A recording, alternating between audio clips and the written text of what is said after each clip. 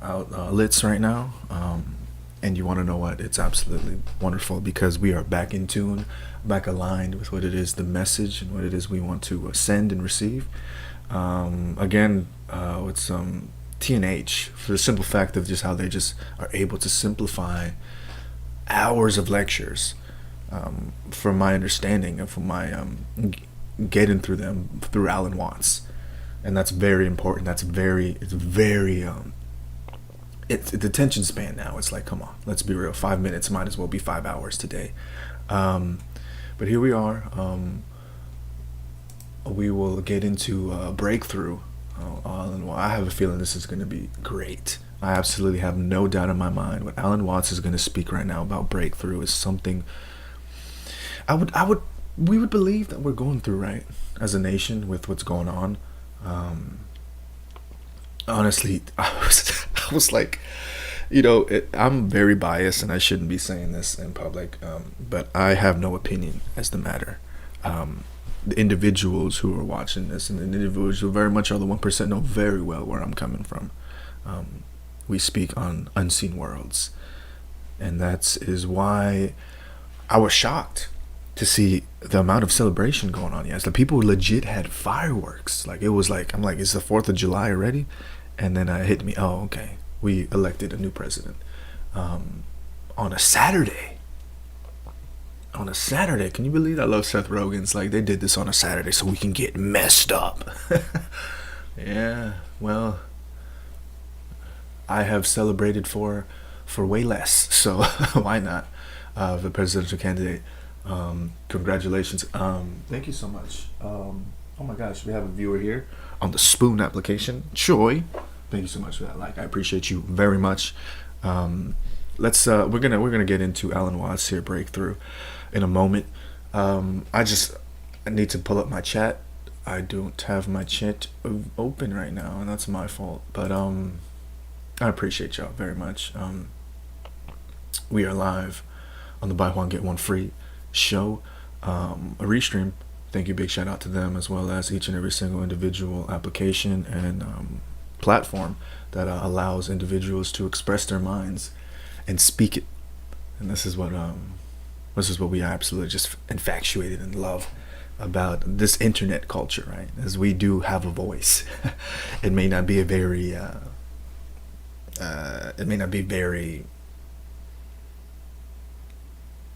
kind voice. It may be annoying at most of the time, but let's be honest, the ability to speak and to express is something that, if we were to lose, that would be then there would be no meaning of life, because we have to let it out. We have to speak it out, which is why, the play upon the emotions that has gone through ever since we've started Corona. Not even as a nation, as a world, as individuals, as brothers and sisters, most certainly, definitely brought us to a breakthrough. And we're gonna get on. And then let me just get this chat app here. Open in browser. Let's see, we're getting connected. Okay, there we are, connected in 4, being brought to you by here, Twitch, YouTube, Facebook, and Periscope. And an even bigger shout out to the Spoon application.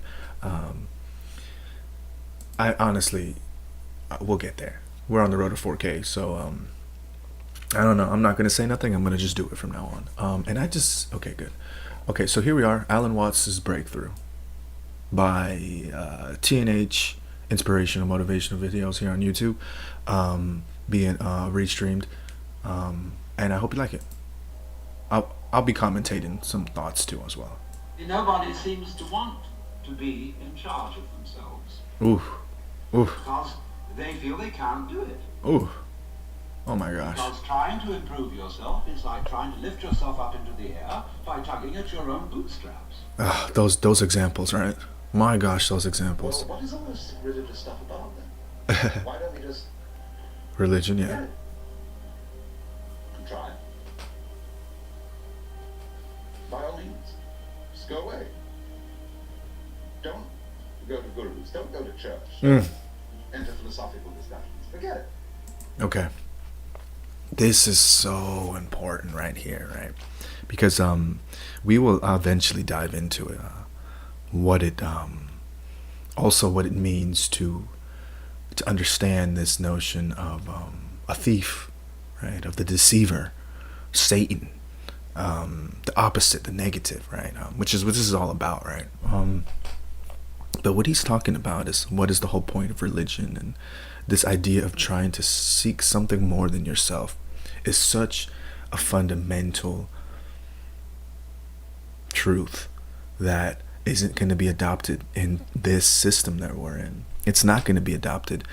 It can be through by the individual, but as a holistic society, this is something that is, they would like to say, not good for business, but sure as hell to the spiritual individual, my people. Um, it will, you do great to just listen. But supposing instead of that, seeing that there isn't really anything we can do to improve ourselves or to improve the world, if we realize that Yeah, that is I agree. so, it gives us a breather in the course of which we may simply watch what is going on. Watch what happens. Yeah, Nobody ever does this. yeah, Therefore, it sounds terribly simple. It sounds so simple that it almost looks as if it isn't worth doing. But you ever just watch? Watch what's happening, and watch what you are doing by way of reaction to it. Just watch it happen. And don't be in a hurry to think you know what it is. In other words, people look at say, well, that's the external world. Oh, how do you know? This real world is not spiritual. It is not material. The real world is simply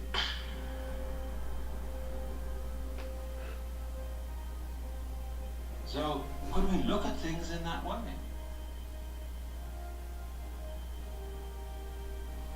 Without, as it were, fixing label. yes. We got to hear a spoon viewer here. Yes, Alan Watts is indeed the speaker of why overthinking is bad. And and you know what, he does fantastic examples, and that's why he became who he was. But yeah, totally. You know, now that you brought that up, um, you know, when we think about 100%, right? It's 50-50, right? The physical aspect and as well as the spiritual aspect, right? They all make up the 100% of this reality. Um, and you know what? We'll touch upon that if you want. I can put it on next for you, even though you've obviously heard about it already. But my 2 cents on that, seeing how you did ask that, is yeah, overthinking is bad. And I love what he says. He says, you know what? If all you do is think, all you have is thoughts. If the person who's always thinking is always in a state of mythical, fantasy, and not grounded in reality, not grounded in not grounded in into this dimension that really is both physical and spirit. Which is why they say the first step is always the hardest, right? That first step to eat healthy, that first step to move on, that first step to become something greater than you were before is always so hard. Hello, welcome in. I appreciate you very much. I appreciate you stopping in, ladies and gentlemen. Those of you tuning in from different sources, Restreamer right here, restreaming on Baihuan Get Juan Freeze, Twitch, YouTube, Facebook, and his Periscope. An even bigger shout out as we will put the Simp Lord to rest. In the marriage that I'm in, the Simp Lord had only been represented. He had been a character that had to be unleashed for the sake of being relevant, And little did I know that I was already relevant long before he was created. But thank you so much. I appreciate you. Um, let's continue on here. Breakthrough by Alan Watts here. Presented by YouTube on TNH's YouTube channel, being restreamed here on the multiple outlets. And a big shout out to the Spoon application for making me smile again. Let's go. Rules and names and gradations and judgments on everything. But watch what happens.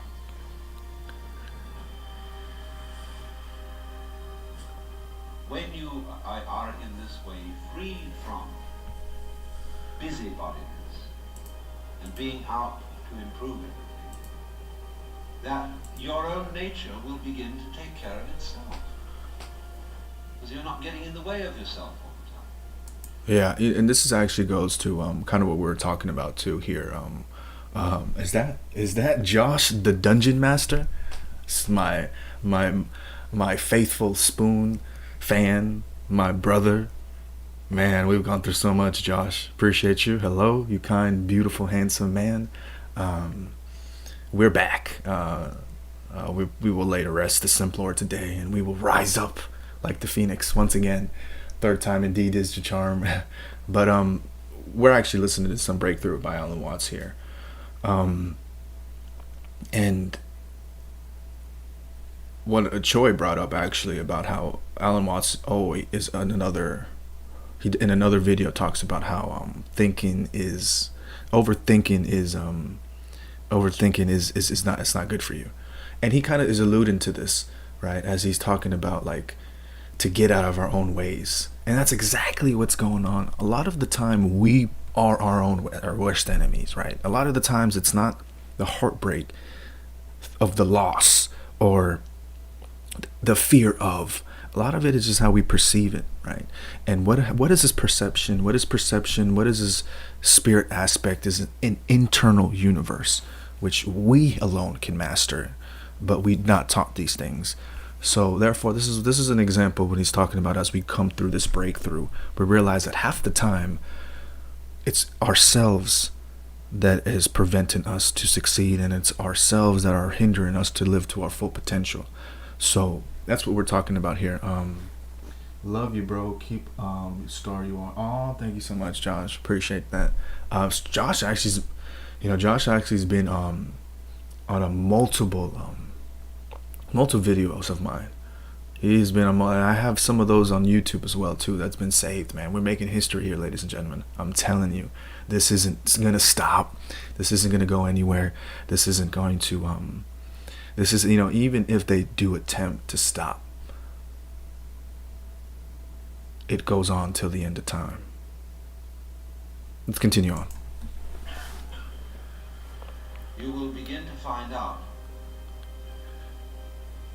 that the great things that you do are really. Hello, welcome in. No great genius. Alan Watts, Breakthrough. Can explain how he does it. The fellow does something we can't understand. He surprises us. But you see, just in the same way, Wow, that is so we beautiful. understand our own brains. That is so beautiful. Neurology knows relatively little about the brain, which is only to say that the brain is a lot smarter than neurology. And all growth, you see, is fundamentally something that happens. But for it to happen, two things are important. And the first is, as I said, you must have the technical ability to express what happened. And secondly, you must get out of your own way. Ooh. But right at the bottom of the whole problem of control is, how am I to get out of my own way? Ooh. See, we are our own worst enemy and our greatest ally. I showed you a system that's all practice getting out of our own way. When you see, in other words, that doing something about your situation is not going to help you. When you see equally that trying not to do anything about it is not going to help you. Where are you? Where do you stand? You're nonplussed. And you are simply reduced to watching. Damn. That's deep. That's deep.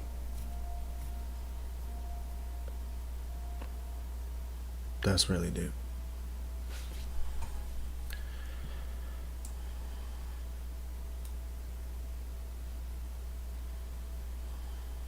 That is so deep. Um, you know, a lot of what you know what, Troy, you were on point from the beginning. That's why I love these synchronicities of life, right? From the very beginning, Troy understood the real essence behind what a breakthrough is. And what Alan Watts essentially is alluding here is that we are cause of why we're not breaking through onto the other side. We are the cause that we're not progressing to where we want to be in life. And that's so true, right? And this is why he talks about the gurus and teachers and institutions that have no meaning other than the fact that they have none, right? It's like I feel like it's trying to teach a baby how to walk. A baby will eventually learn how to walk. It's something inherent, in the DNA, in the brain, that we are very well.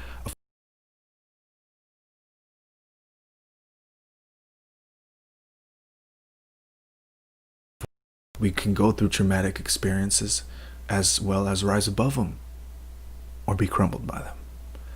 So this is why the challenge is always to find a breakthrough, to continue on. But Troy, I think you're still here. I'm gonna hit you up with "Overthinking Is Bad" by Alan Watts.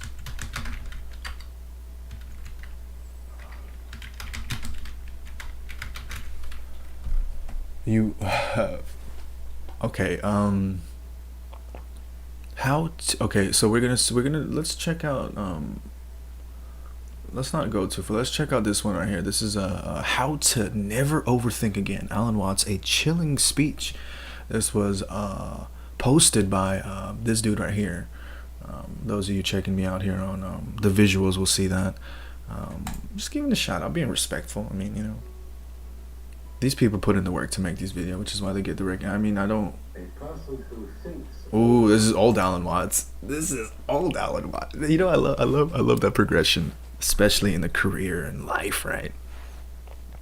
It's like kind of the thing when I see those pictures of my mom, right?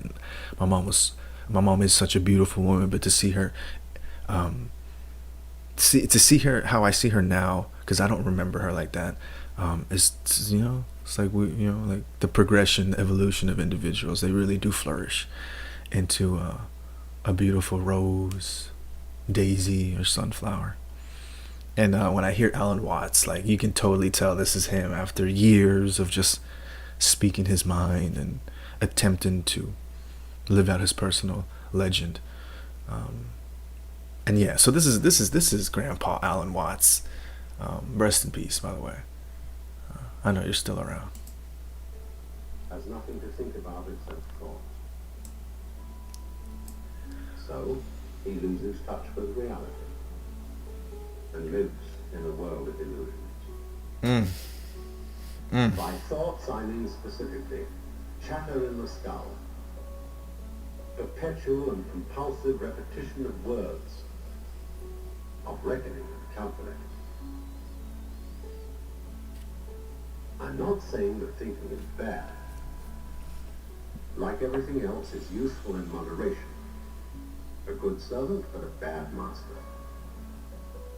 And all so-called civilized peoples have increasingly become crazy and self-destructive because through excessive thinking they have lost touch with reality. That's to say, we confuse signs, words, numbers, symbols, and ideas with the real world. Most of us would have rather money than tangible wealth. Okay. And a great occasion is somehow spoiled for us unless photographed. I agree. And to read about it the next day in the newspaper is oddly more fun for us than the original event. This is a disaster. or as a result of confusing the real world of nature with mere signs, such as bank balances and contracts, we are destroying nature. We are so tied up in our minds that we've lost our senses. Time to wake up. What is reality? Obviously, no one can say because it isn't words. It isn't material, that's just enough. What is reality? No one can say because it's only words.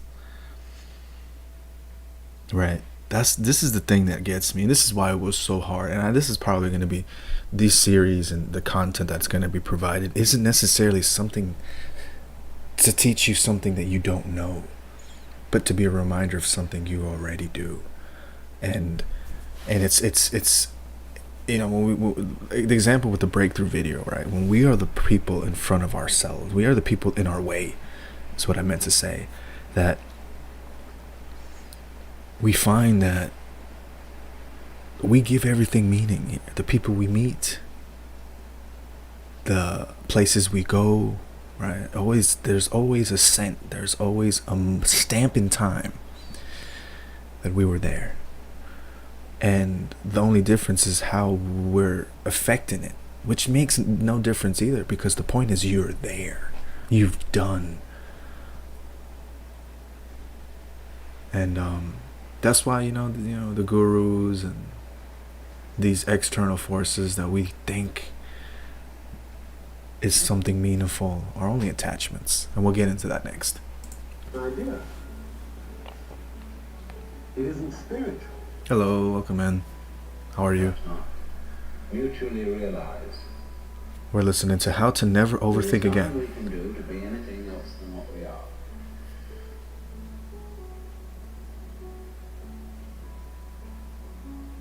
To feel any other way than what we feel at this moment. And to be then this quaking mess which has the capacity for the horrors about what life can do to us. However, this isn't as much of a blind alley, a cul-de-sac, as it sounds. Because if you discover a blind alley, Oh, it tells you something. if you discover a Watch blind the alley. flow of water when it crosses over an area of land, and you will see that it puts out fingers, and some of them stop because they come into blind alleys. The water doesn't pursue that course.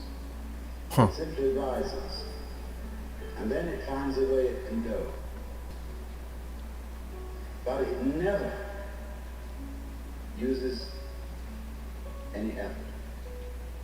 It only uses weight, gravity. It takes the line of least resistance and eventually finds a course. Now we will do the same thing.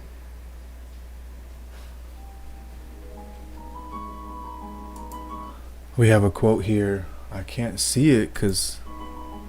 Oh, there we go. All we have is here and now. Quote by the Alan Watts there. Wow. That was amazing. I'm gonna rewind that back for a second because there's something there towards the middle that I don't know why I can't. It seems relevant, right? But I don't know why I can't grasp my head on that. Perhaps not. Mutually realize there is nothing we can do to be anything else than what we are. There we go. That's important. There's nothing we can do than to be anything else than what we are. To feel any other way than what we feel at this moment. Huh. Okay. To be present. Okay. To be present. To be grounded. And to be then this quaking mess which has the capacity for the horrors about what life can do to us. However, this isn't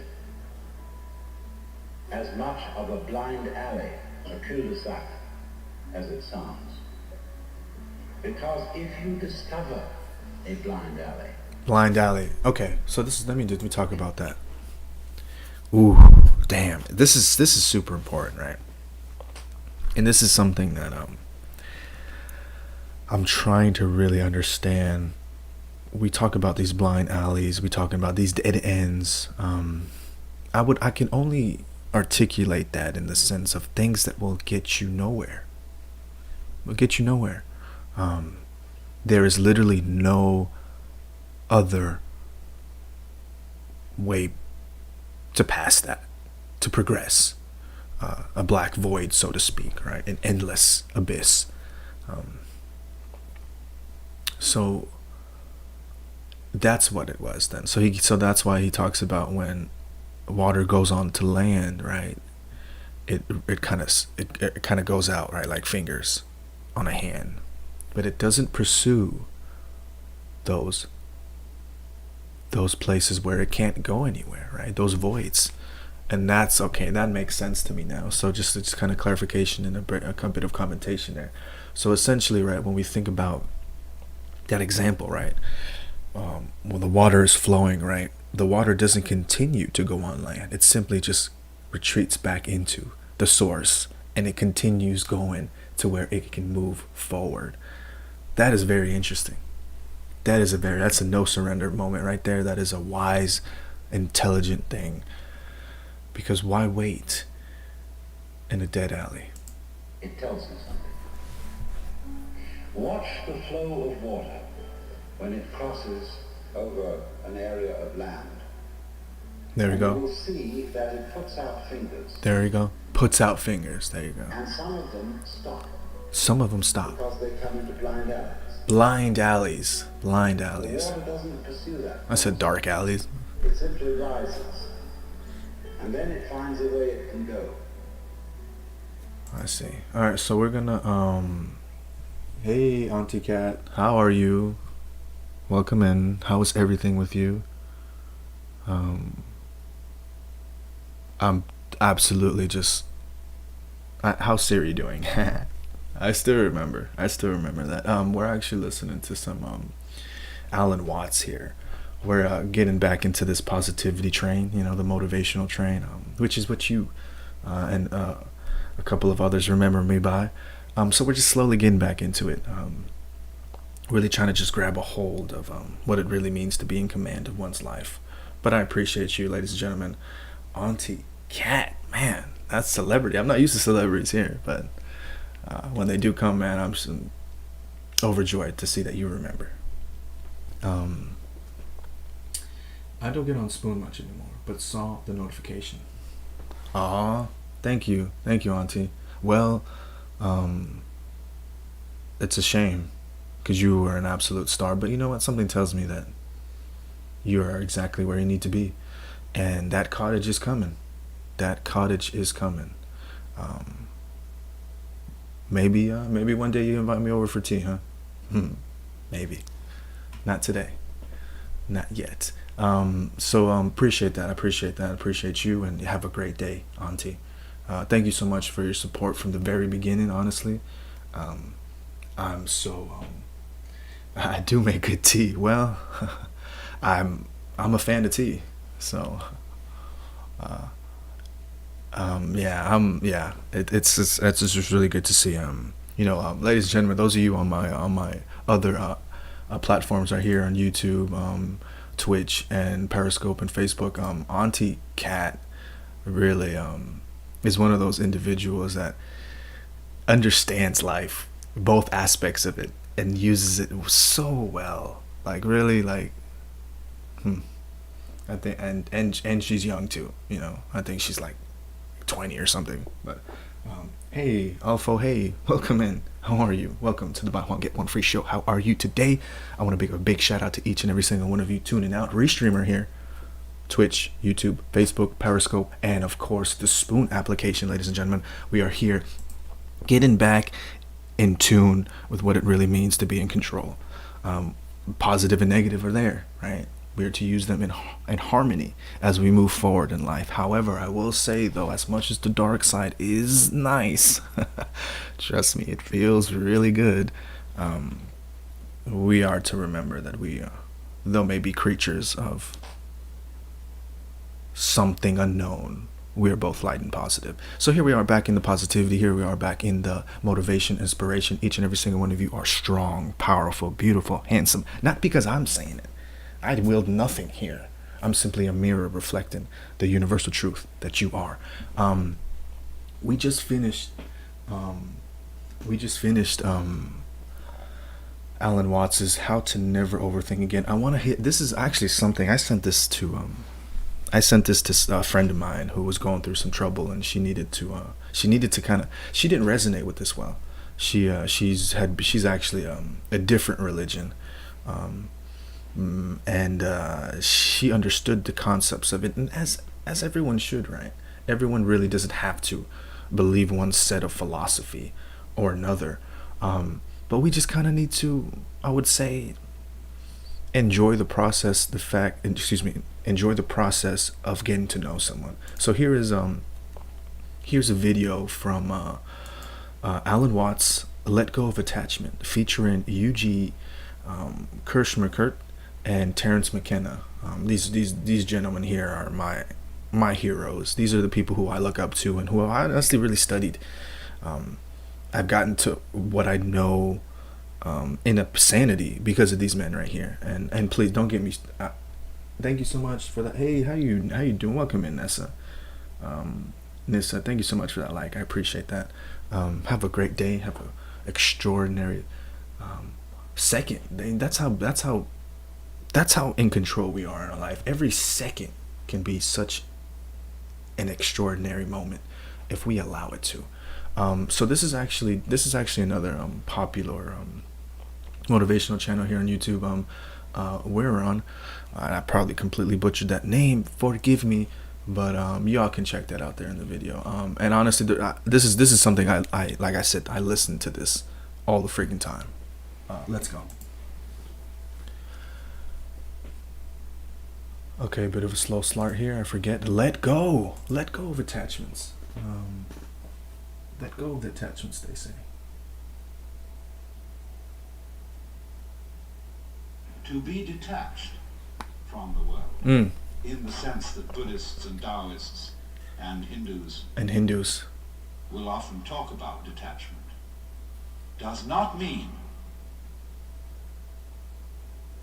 to be non-participant. Oh, yo, when they hit me with that that simple logic, right? Which, right, there's a bit of redundancy in itself, but that's simple logic, right? Like, to be detached is to mean to not be non-participant. Let's get it on.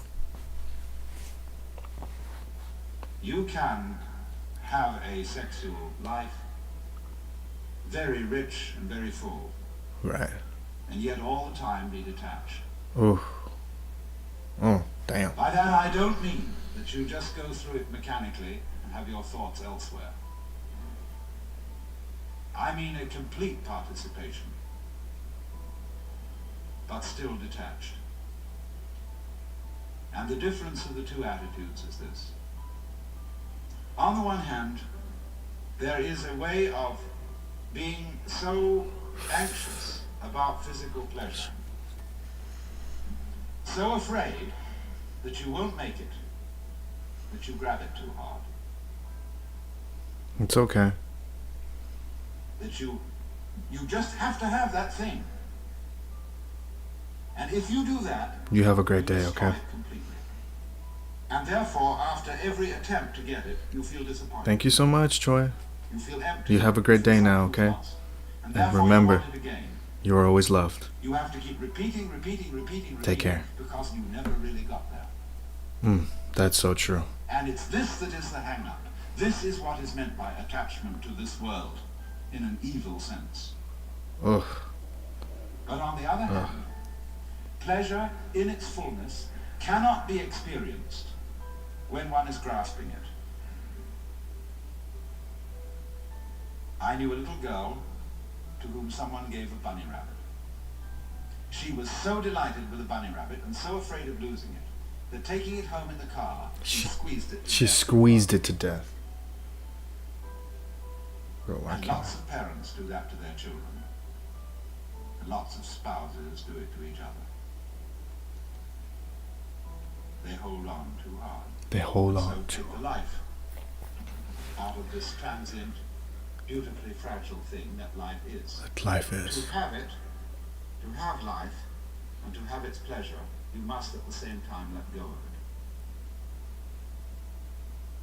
Damn, that's seems a bit oxymoronic to me, but You can feel perfectly free it makes to sense. have that pleasure in the most I ghastly, suppose. rollicking, earthy, lip-licking way. Lint licking. Oh, lip licking. I thought you said lint licking. I was like, One's whole being taken over by a kind of undulative, convulsive ripple, which is like the very pulse of life itself.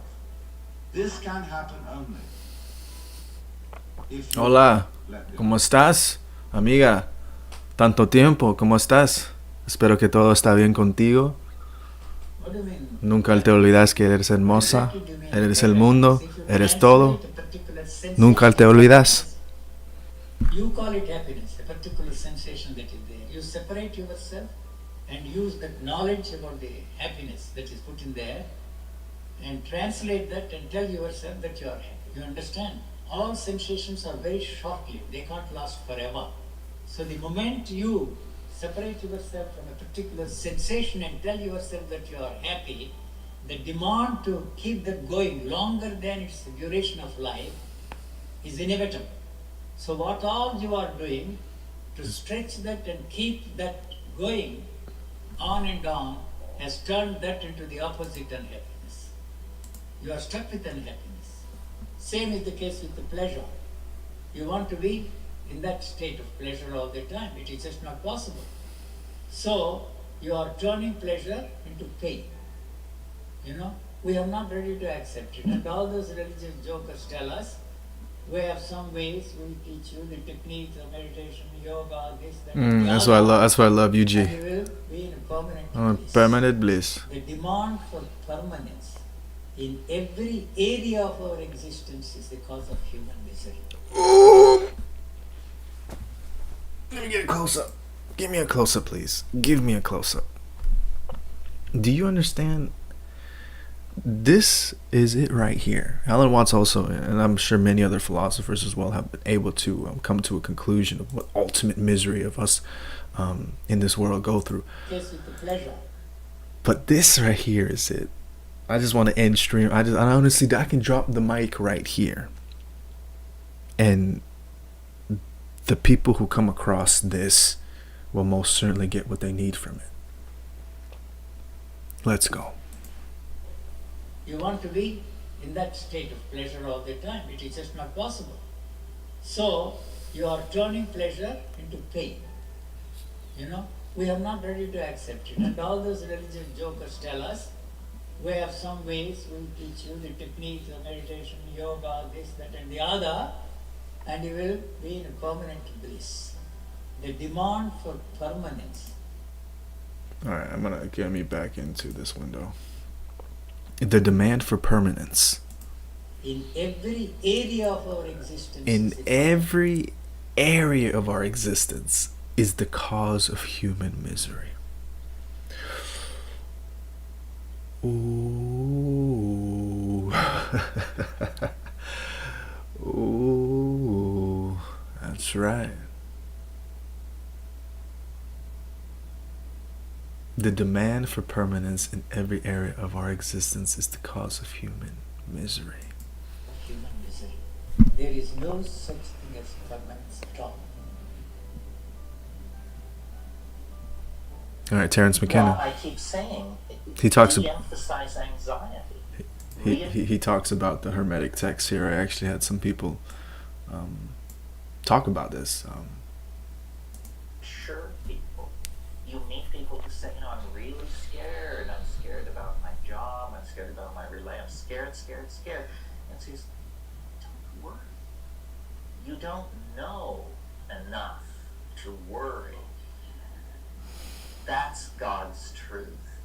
Who do you think you are that you should worry, for crying out loud? I mean, it's a total waste of time. It presupposes such a knowledge of the situation that it is in fact a form of hubris. Man. You know, no, what you do is just pay your bills and, you know, pack heat if you need to. Don't worry. Don't That's worry. all. I like that. Pack heat if you need to, but don't worry.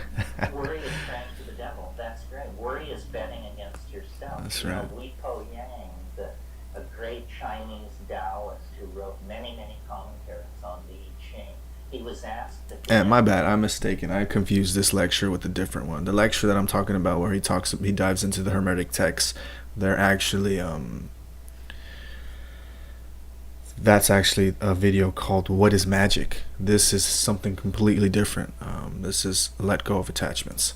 of his life. What was his conclusion of a life of studying the I Ching? And he said, worry is preposterous. Worry is preposterous. Worry is preposterous.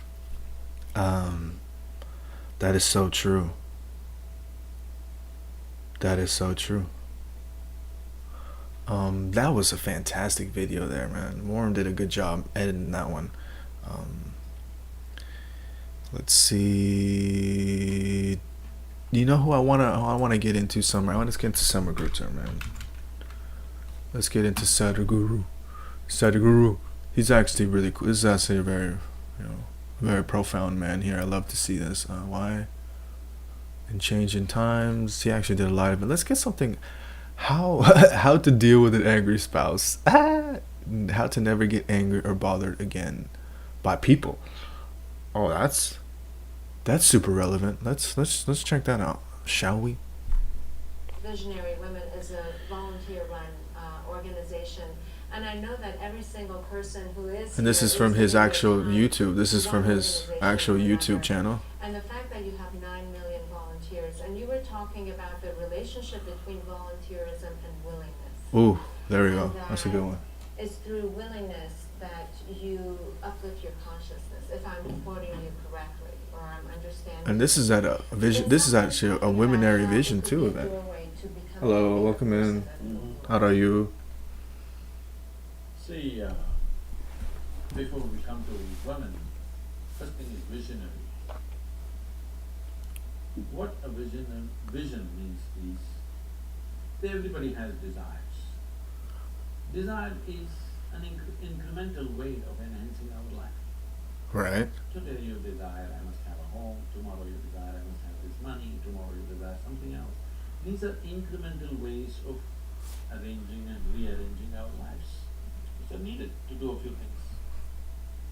When you say I'm a visionary, what you're saying is, I have a larger desire, Yeah. which is not about just incremental Improvement in my own life. Okay. Desire is about me always. Vision is an all-inclusive process. Oh shit. Oh gosh. So I had that this wrong. itself is a phenomenal thing. If people, instead of having desires, if they have a vision, vision is always all-inclusive. Desire is personal. Desire leads to incremental changes and improvements. Vision can transform the whole situation. Guys, again, I want to thank each and every single one of you for tuning in here. I am Buy One Get One Free. This is the Buy One Get One Free show, restreamed here, restreamer here, back in the light positivity here, restreaming on the Twitch, the YouTube, Facebook, and Periscope. Big shout out to the Spoon application. We're there too on the mobile. My chat, I'm using a web chat. I probably should download the application. Those of you who are listening to me, who are just here, I want to give you just another daily reminder. You are beautiful, you are strong, you are powerful, you are kind, but at the same time can carry hell inside you. But don't give it out to everyone who doesn't deserve it. Give it out to those who are in need of a reminder of humbleness, of gratitude. Again, if you guys are still here, you guys are tuning in, listening, just bear with me. All this stuff is getting improved by the second. I'm taking my dear time on it because a wizard is never late or on time. He arrives when intended to. Let's get back into how to never get angry or bothered by people. Tools.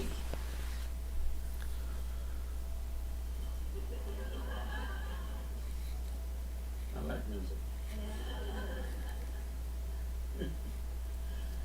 So, about willingness, because you said you're a volunteer always, to be a volunteer.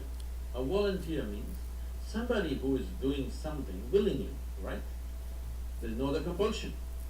There are no financial compulsions, there are no social compulsions, there is no something else. You want to do something willingly. Right, right. So when you're a willing participant, right now, you're a volunteer. You're I'm asking all of you, right now, are you compelled to be here or are you here voluntarily? Oh, thank you. Because I've spoken to conscripted people also. I've spoken in the prisons, I've spoken in many places. So you're here willingly. You're doing something willingly is the fundamental of your joy, isn't it so? Oh yes, very true. Well said. Whatever Well, simple or stupid or idiotic activity it is, I'm doing something willingly. Makes a world Different. of difference, isn't it so? yeah, yeah, Hello? it does. The difference between heaven and hell is just this. Oh, weren't you just talking about You're that? doing something willingly, that's your heaven. I have never seen this video You're too. doing something unwillingly, that's your hell. We have already taken on attitudes, what we like and what we don't like. I like this person, I don't like this person. Now with this person I will do things willingly, with this person I will do things unwillingly. This may be two people, two aspects of life, two communities, two nations, two many things. This I will do willingly, this I do unwillingly. This means I've decided in my mind this is good, this is bad. When I hear even on national news channels, good guys and bad guys, it just, once you have this kind of thing, you are going to be disastrous to the planet. It's just a question of time. The moment you decide, this is a good person, this is a bad person, this has gone deep into American society. No, there are no good people and bad people. Everybody is oscillating between the two. If you create a very pleasant, wonderful atmosphere, everybody behaves wonderfully. Right, If you create right. an unpleasant atmosphere, Well, everyone loses their people shit. act nasty. Everyone loses their Yes stuff. or no? There are joyful people and miserable people, but there are no good people and bad people. Ooh. Well said, Summer. Well said. The moment we think we are good, we are entitled to destroy the bad, isn't it? Oh, we've been destroying a lot of people for a long time. Time to stop that. Right. Because human beings are in different levels of experience and understanding.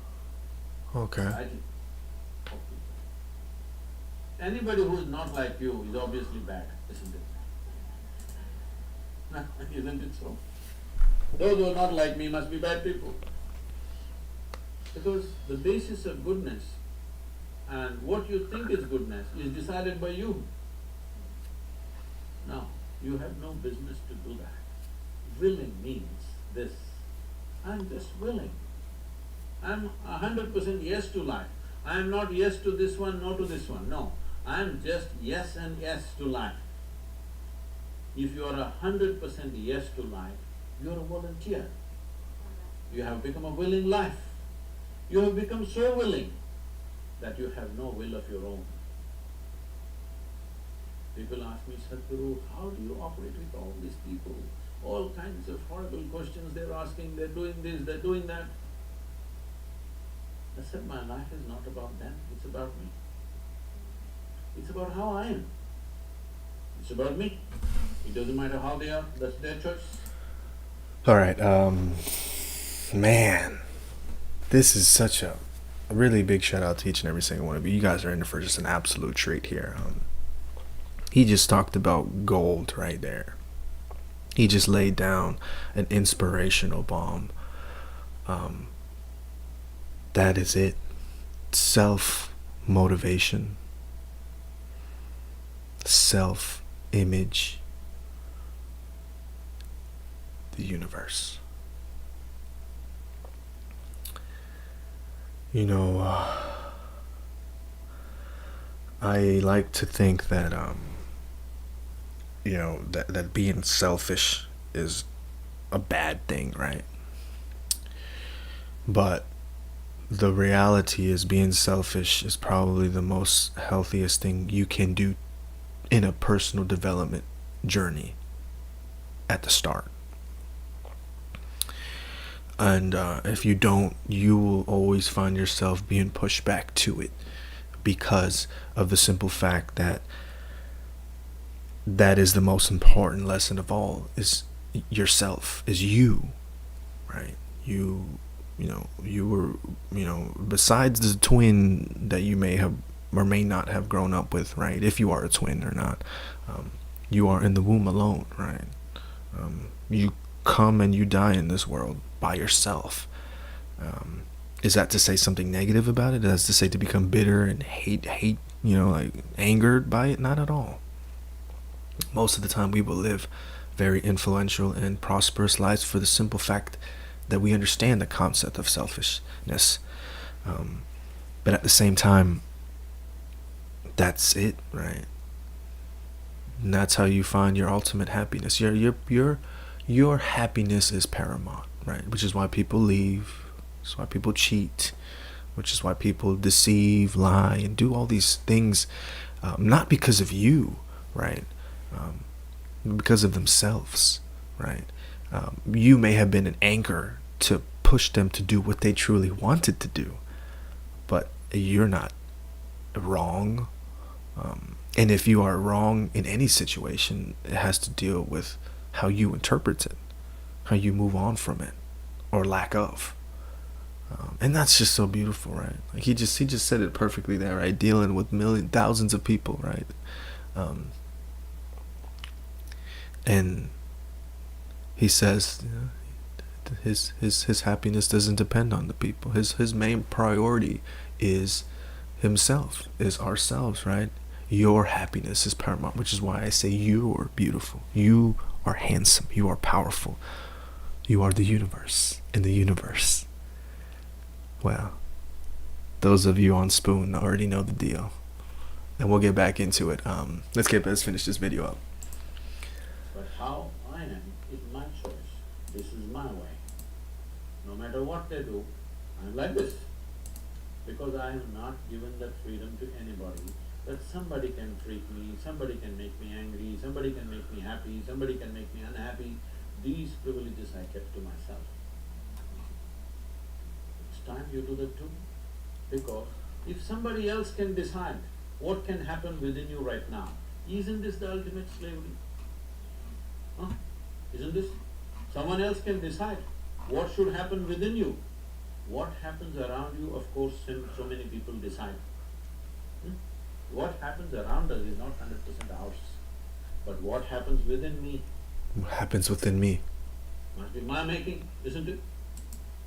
Right now, just about anybody can treat anybody because they're not volunteers. They're unwilling.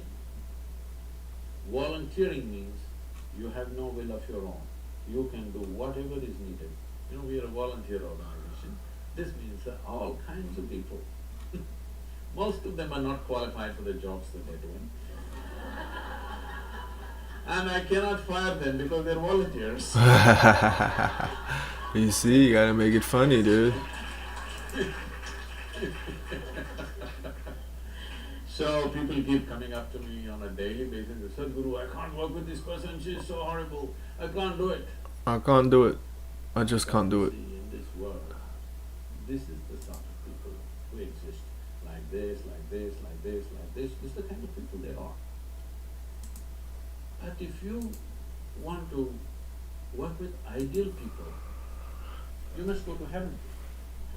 And today. But if you think what you're doing is very significant, you must learn to work with all these horrible people. This is how the world is. If you think what you're doing is very significant, you learn to work with all kinds of people. You will see horrible people will do wonderful things. Right. Yes. But if you want to work with ideal people, you won't find any. I haven't found one yet. There are all kinds of mixed bags, but Mixed if bag. you are willing that you are not yes and no, yes to one, no to another, you're simply one big yes, you will find a way. Oh my gosh. Thank you so much. That I Oh always my say God.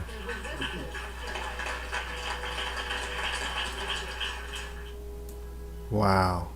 Wow. Well said. I'm so glad we got some Summer Guru. I'm so glad. He's such a, one of the things I really admire and respect. Is it okay to masturbate? We'll get to that one later. We'll get to that one later. Hello, welcome in. Hey, is that who I think it is? Yes, it was. Thank you so much for stopping by, though. It's so good because we think about culture, right? We think about and I see Summer Guru, and he's just robed up in his culture, right? And it's so funny because like the things he's saying aren't exclusive. I mean, yes, the philosophy may have came out of that certain type of culture, but in the end, it's one human race, right? And I love to see that because those are the differences in life that I feel bring us together. Because that is the whole like if everyone was the same, right? I love it. It's just hi, my name's Juan, and this has been a confession of a master. Man, good times here on the YouTube. Good times here as we restream. We're back here. We're live, ladies and gentlemen. I'm grateful for it all. I really am. Through the misery and the pain, the suffering, the happiness, the joy, the ecstasy. My gosh, how life indeed goes up and down, like the stocks I invest. Yo, what's good? How you doing there, Dragon? Appreciate you shouting me out here on the Twitch. How are you doing today? We're back in tune with the motivation, with the positivity, as well as getting back into what we really need to do. To stay motivated. So here we are. We're gonna continue on with Sadhguru, and we're gonna go with how to handle hard times in life. When will you learn how to handle my thought, how to handle Appreciate my you. emotion? We will give you tools, how to figure this machine out. Whatever the issue, we'll do our best. But this should not be the issue. I am from Draconic system.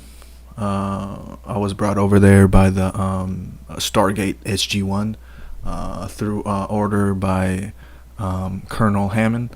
General Hammond. But yeah, you should check it out sometime. It's really chill. It's fun out there. You know, people there are a bit aggressive, but you know what? Everyone just wants to have a good time.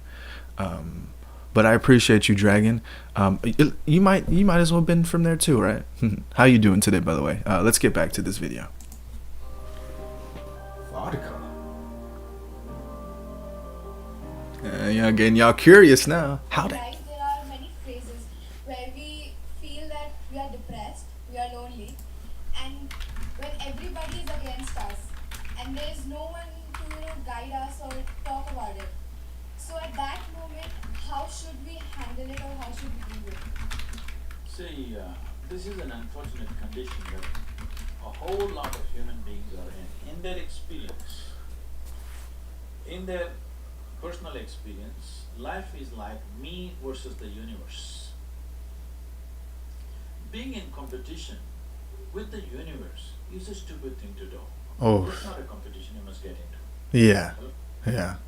Me versus the universe is a bad competition to get into. You know what? This is so true, man. And you know what? This has to do with ego, right? This has to do with the pride, and this also has to do with the fall. We fall because of our pride, which is why I believe not to fall in love.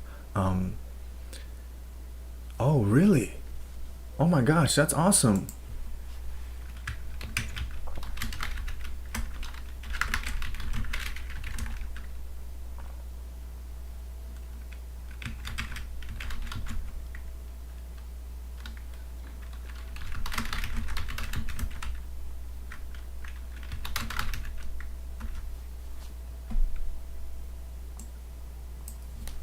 Well, that's awesome. Welcome in. Welcome in, Dragon.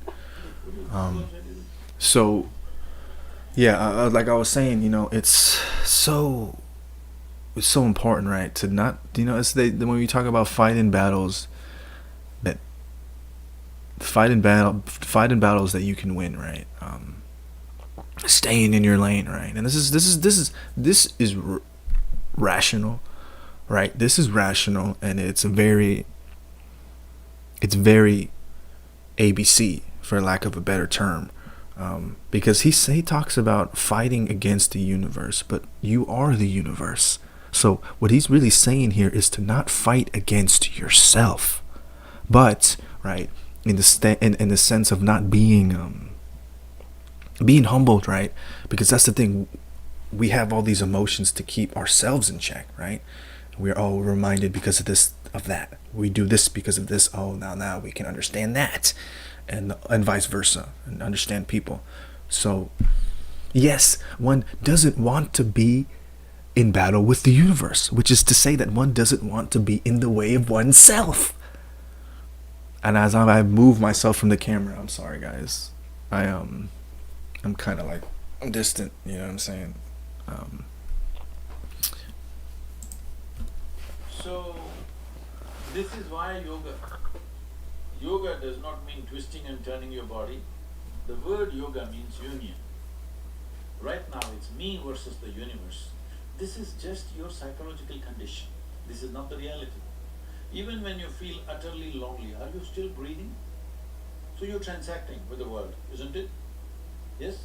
You only can't get along with the people around you, but atmosphere is okay with you, food is okay, it tastes good, water is okay. You have transaction with the world, isn't it? Your existence is constantly an engagement with the universe, but your mind becomes against the universe.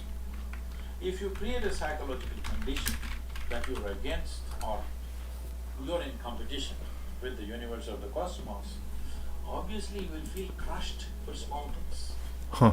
Little things will crush you.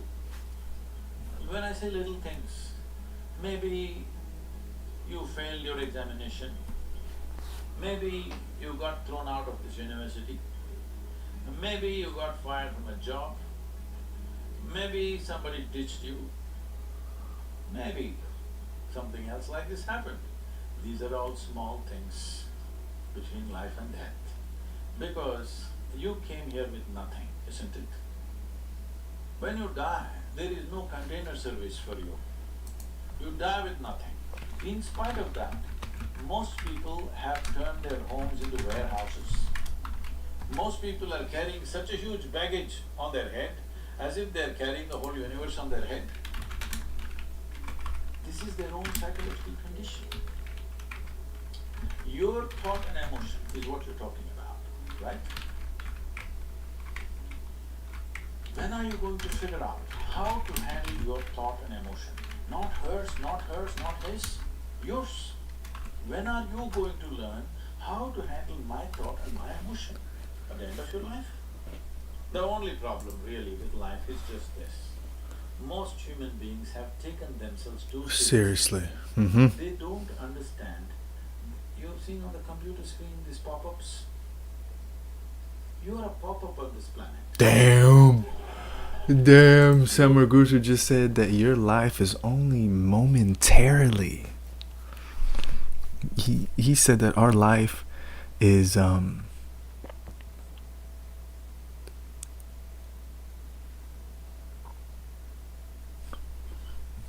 said, well said, well said there. Well said. He essentially just said not to worry about anything. Because it's just a reminder.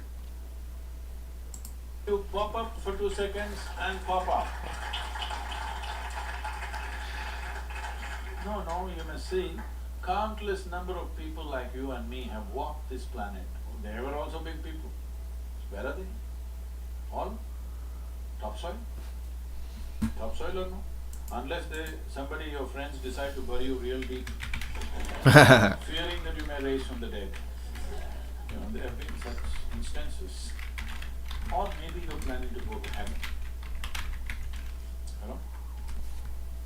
Anybody who talks about a place other than this place as a better place than this is a crime against humanity. My fundamental work is to destroy all heavens so that people will learn to live well here. All these idiots who made a hell out of themselves, they want to go to heaven. They made a mess out of this place and then they want to go to heaven. I'm asking you, do you have any proof? Do you have any proof that you are not already in heaven and messing it up? Do you have any proof? You're already in heaven, making a mess out of it. Yes, simply because you are not even learning how to handle your basic faculties of thought and emotion, isn't it? Your only justification is, everybody is like this only. That's how it is in a madhouse. That is how it is in a madhouse. Only a doctor looks crazy. So when are you going to handle it? Slowly, at the age of 60? I'm asking. When will you learn how to handle my thought, how to handle my emotion, how to handle my body, how to handle my chemistry?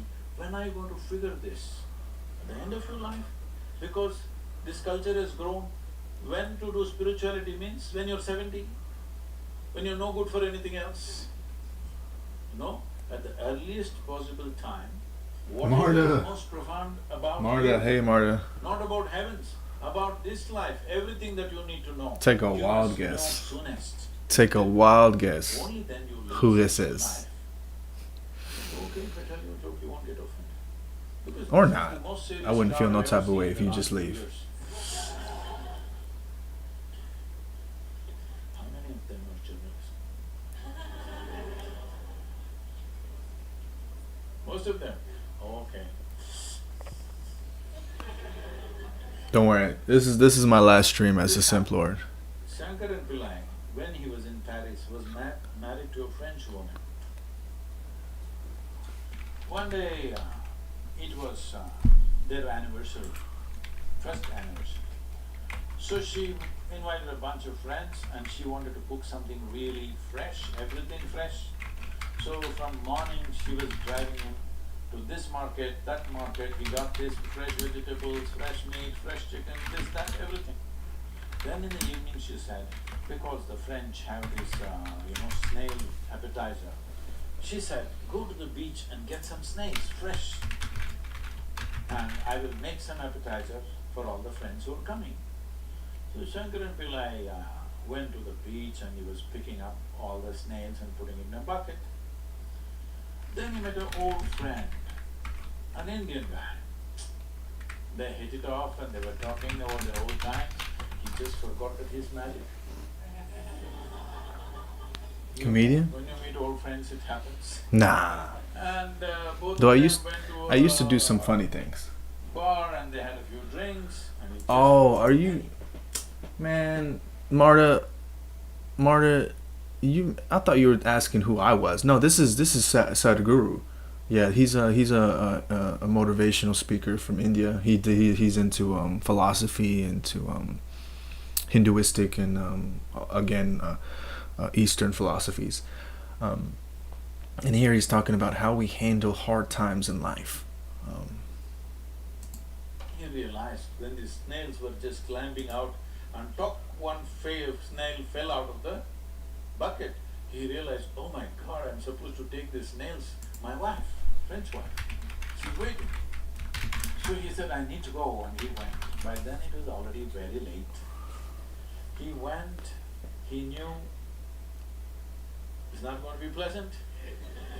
So he came near the house and spilled all the snails on the ground, threw away the bucket, Yeah, he's dope. And He's when they really knocked cool. on the door, He's really cool. the French Fury came. He turned back and said, "Come on, you guys, we're almost there. Come on, let's go." Oh, again, ladies and gentlemen, I want to thank each and every single one of you for tuning in and not tuning out. I am by Juan Get Juan Free. I am a restreamer here, streaming on Twitch, YouTube, Facebook, Periscope, and of course, one of my favorite applications, the Spoon app. Yeah, so if you guys hear me talking to like multiple people, I'm just I'm talking to chat, right, in various apps. So please, if I find myself repeating myself or kind of trying to plug myself multiple times, it's because I actually I started off on YouTube, right, out of fear of being known, right.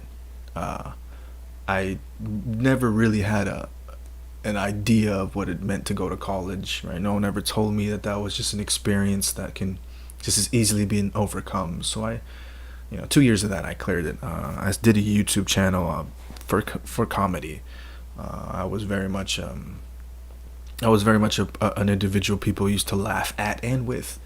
I'm gonna be honest, though, laughing at seemed to be the reason why most of those people did what they did. But so that was going well. But like everything up until my life till now, I haven't really put my heart and soul into it. I will say that I put my heart into it, but the soul for me has just always been something sacred and holy. So I've always taken that out in all my work, and it shows. And it shows because of the lack of content, right? Like if you guys check out my work on my YouTube, like that stuff's from like 2006, right? It still only has like 1,300 views, and that was a part of my life where I was very much like you, Dragon, young, right?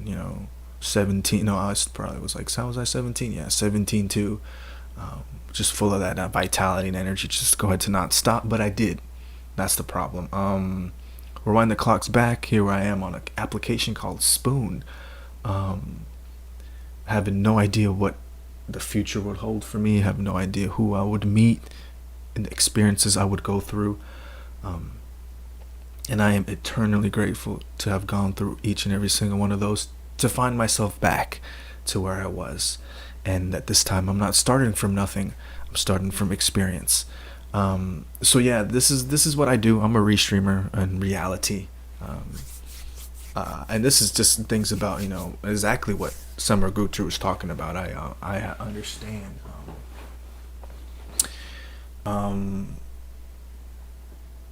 Name of YouTube. It is the same. It's the same as my as Spoon by Juan Get Juan Free. I'm telling you, man, that's who I am. We did influence another person, but you obviously know there's a difference between him and I. We do separate things, but I was the first. But you know what? All pride aside, right? All ego aside, we never really fly higher than we can go, right? Because eventually oxygen is not found in space. So though we have the ability to achieve greatness, one doesn't not greatness, one strives to attain perfection, and that is what it's about. It's a journey that can never be attained. It's like living a life that never ends, and that's what makes all this meaningful. But I want it to have an impact, and which is why I did what I did, right? And I was able to do what I did, and I'm back doing it because it's my life goal. That's what I was meant to do, because my priority at the end of the day is to make sure each and every single one of you are remembered of the divinity that's inside you, of the power you have, and the potential that is untapped. And if you wanted to, at the blink of an eye, you can tap into it. You can dive into it, because each and every single one of you are no different from anyone else in this world. I would even say anyone else in this universe, aliens or not, right? Fallen or not, angels or not, royalty or not, you are the same. There's nothing different about you. You are beautiful, you are strong, you are kind, you are powerful, and you are wealthy in so many ways. Just close your eyes and believe that what is possible for you. Let's finish up this video here. How to handle hard times. So, when are you going to pick your snails and put them in the bucket and fix them? Huh? Your problems, you must fix Thank you, them, Marta. isn't it? I appreciate These are you. not problems. What you I up to? want You just making them? understand You are making that not breakfast, suffering your life. or you out there training? You're only suffering two fantastic faculties that only, it's a privilege of being human that we have these two fantastic faculties. One is we have a vivid sense of memory. This is because of this memory our life is so rich, unlike any other creature. And we have a fantastic sense of imagination. Okay, I agree. Now, this is what you're suffering. What happened 10 years ago, you can still suffer. Why? Are you suffering life or memory? Hello? Memory. What may happen day after tomorrow, you're already suffering. Are you suffering life or imagination? Imagination. Two. You know, and this is the thing that gets me, right? Like, how many of us really, how that's what I love about all of this, right? And this is what got me so in a double bind, because I can simplify it. I can change your whole life in 1 minute. You can change your life in a second.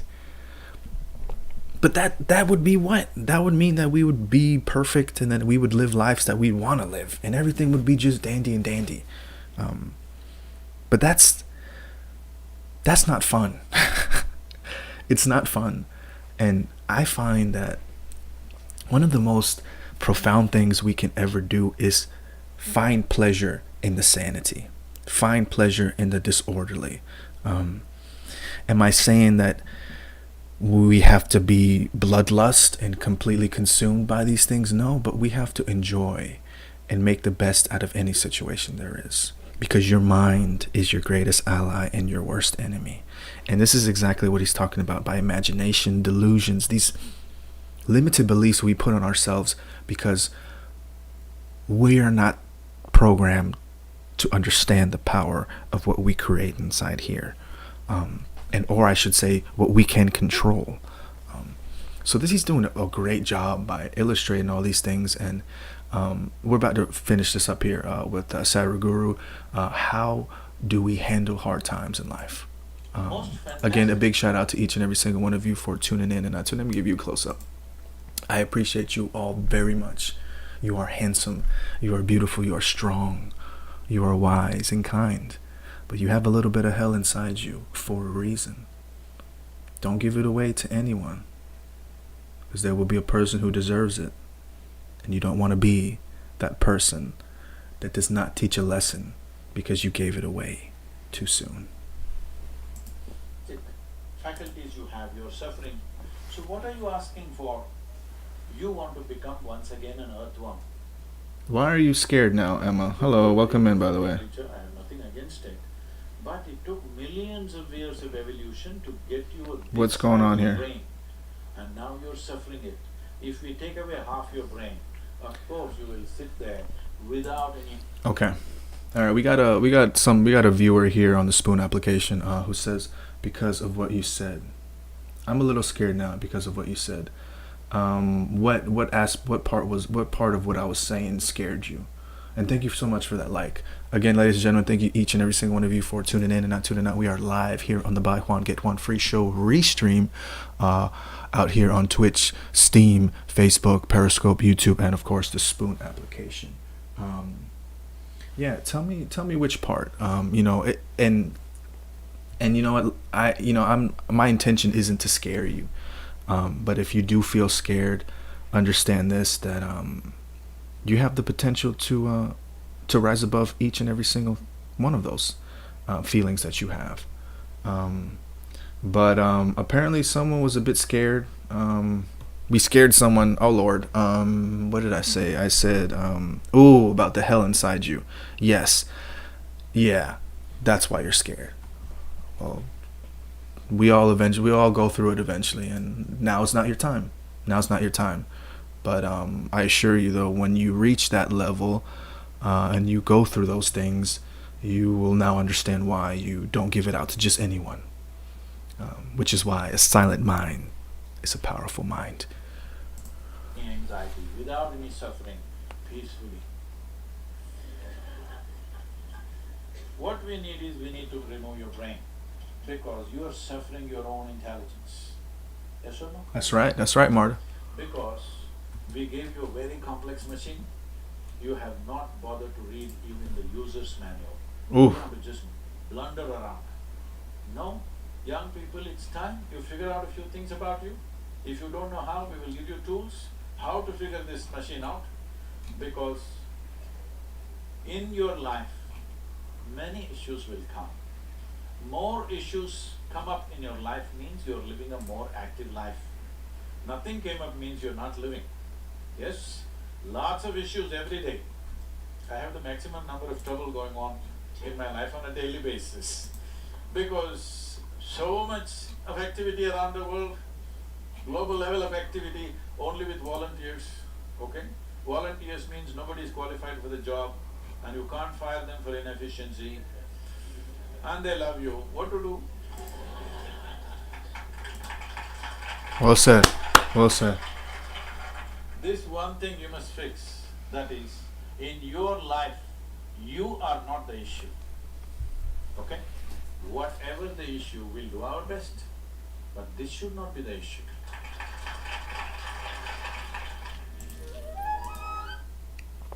There you go. That was Saruguru. He knows everything. He's a very intelligent man, and he actually, he was groomed to be who he is now. For as we all are groomed, I'm not trying to say specifically he, like all of us, right? We attain our personal legends when we pursue it, right? And this is why I look up to these men and women too. Who, if y'all got some motor, I know Joyce Meyer. She's a Christian inspirational speaker. And not to throw out any of my women, but I'm not really familiar with women motivational speakers right now. Let's see if algorithms will hit me up with that. I like that. I love this. It's so cool. Yes, I am live. This is a great one, but let's switch it up a bit. Let's see if we can find. And this is a bit of my feed here, ladies and gentlemen. Again, thank y'all so very much. I'm so proud. I'm honored. I'm humbled to be here and to do what I'm doing. I'm sad because though I'm trying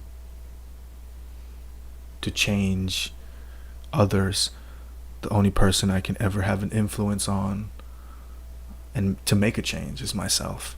And that goes for everyone, right? Here we are making these adjustments. Here we are finding the reasons why we do the things we do. You know what I'm gonna do? I feel like listening to some women motivational speakers right now.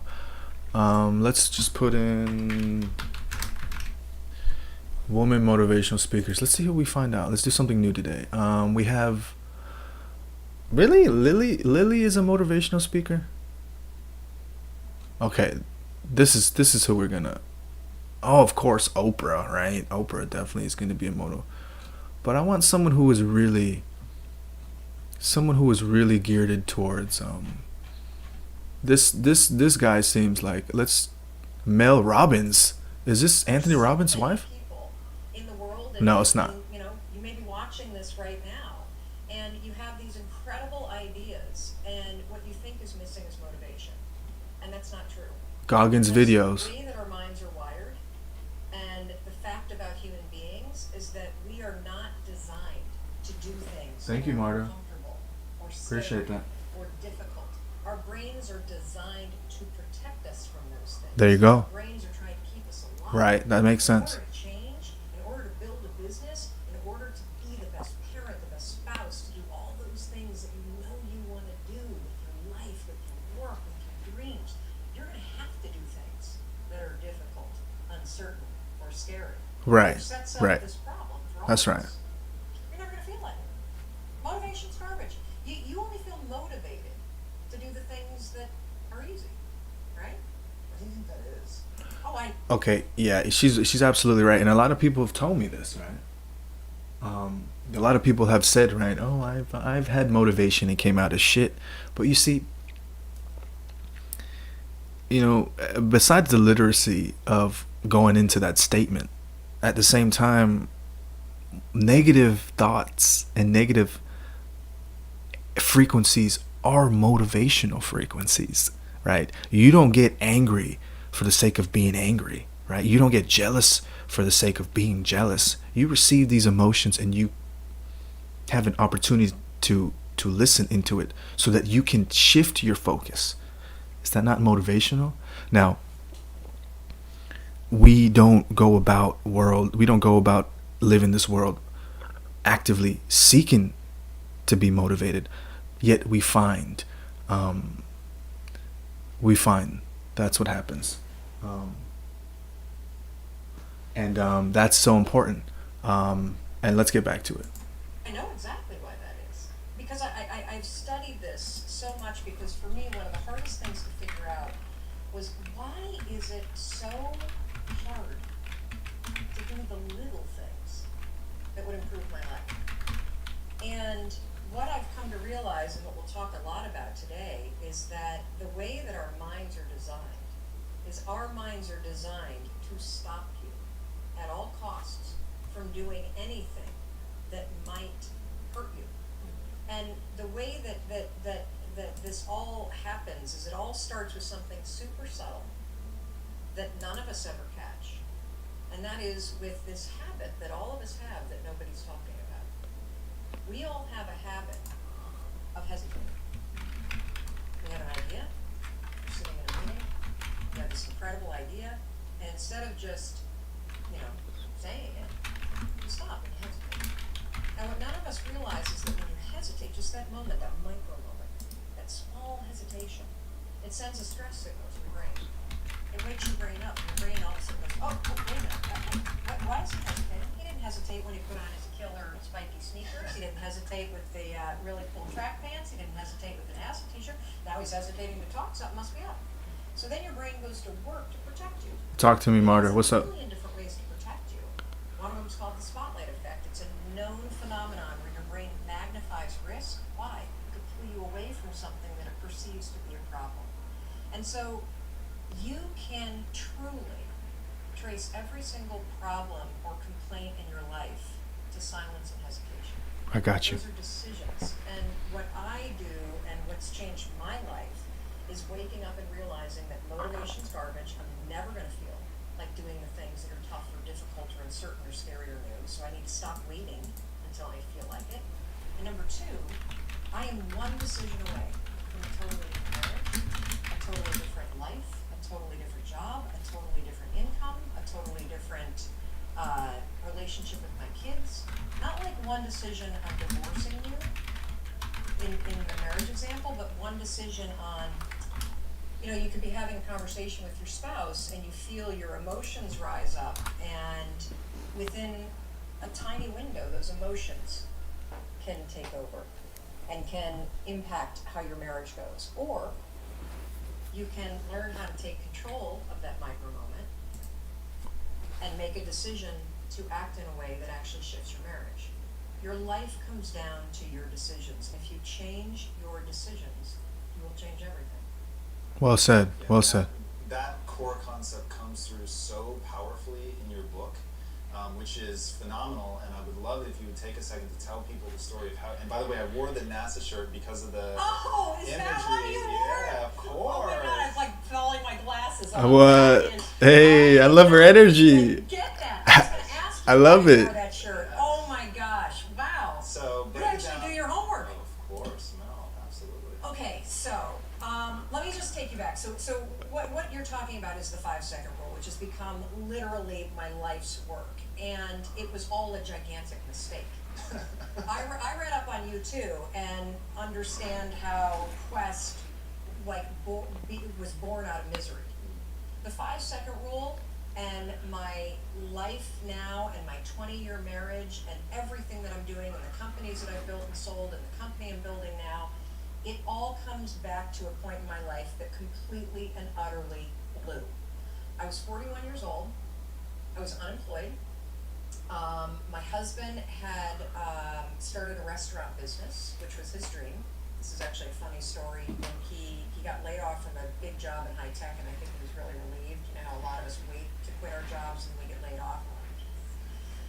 And he said, I'm not going to look for a job, I'm going to go into the restaurant business. And I think I said the most famous lines of our marriage at that point. I looked at him and I said, listen, buddy, inspiration is for strangers. You get your butt back to that job and you pay the mortgage. And again, micro moment where I'm being a jerk instead of being a supportive wife, but that's an example of where when he said he was not going to go get a job, but he was going to start a business, the first thing that was there was fear. Right. So fear was making the decision. Fear, and you got motivated by fear. Well, so what happened is the first restaurant was a home run, and of course, what do you do when things are successful? You grow it. Sounds like you too. Oh, that's so nice, Imar. Wow. No, you didn't, girl. I love that. I love this story. So it basically got way too big, way too fast, and the wheels started to come off.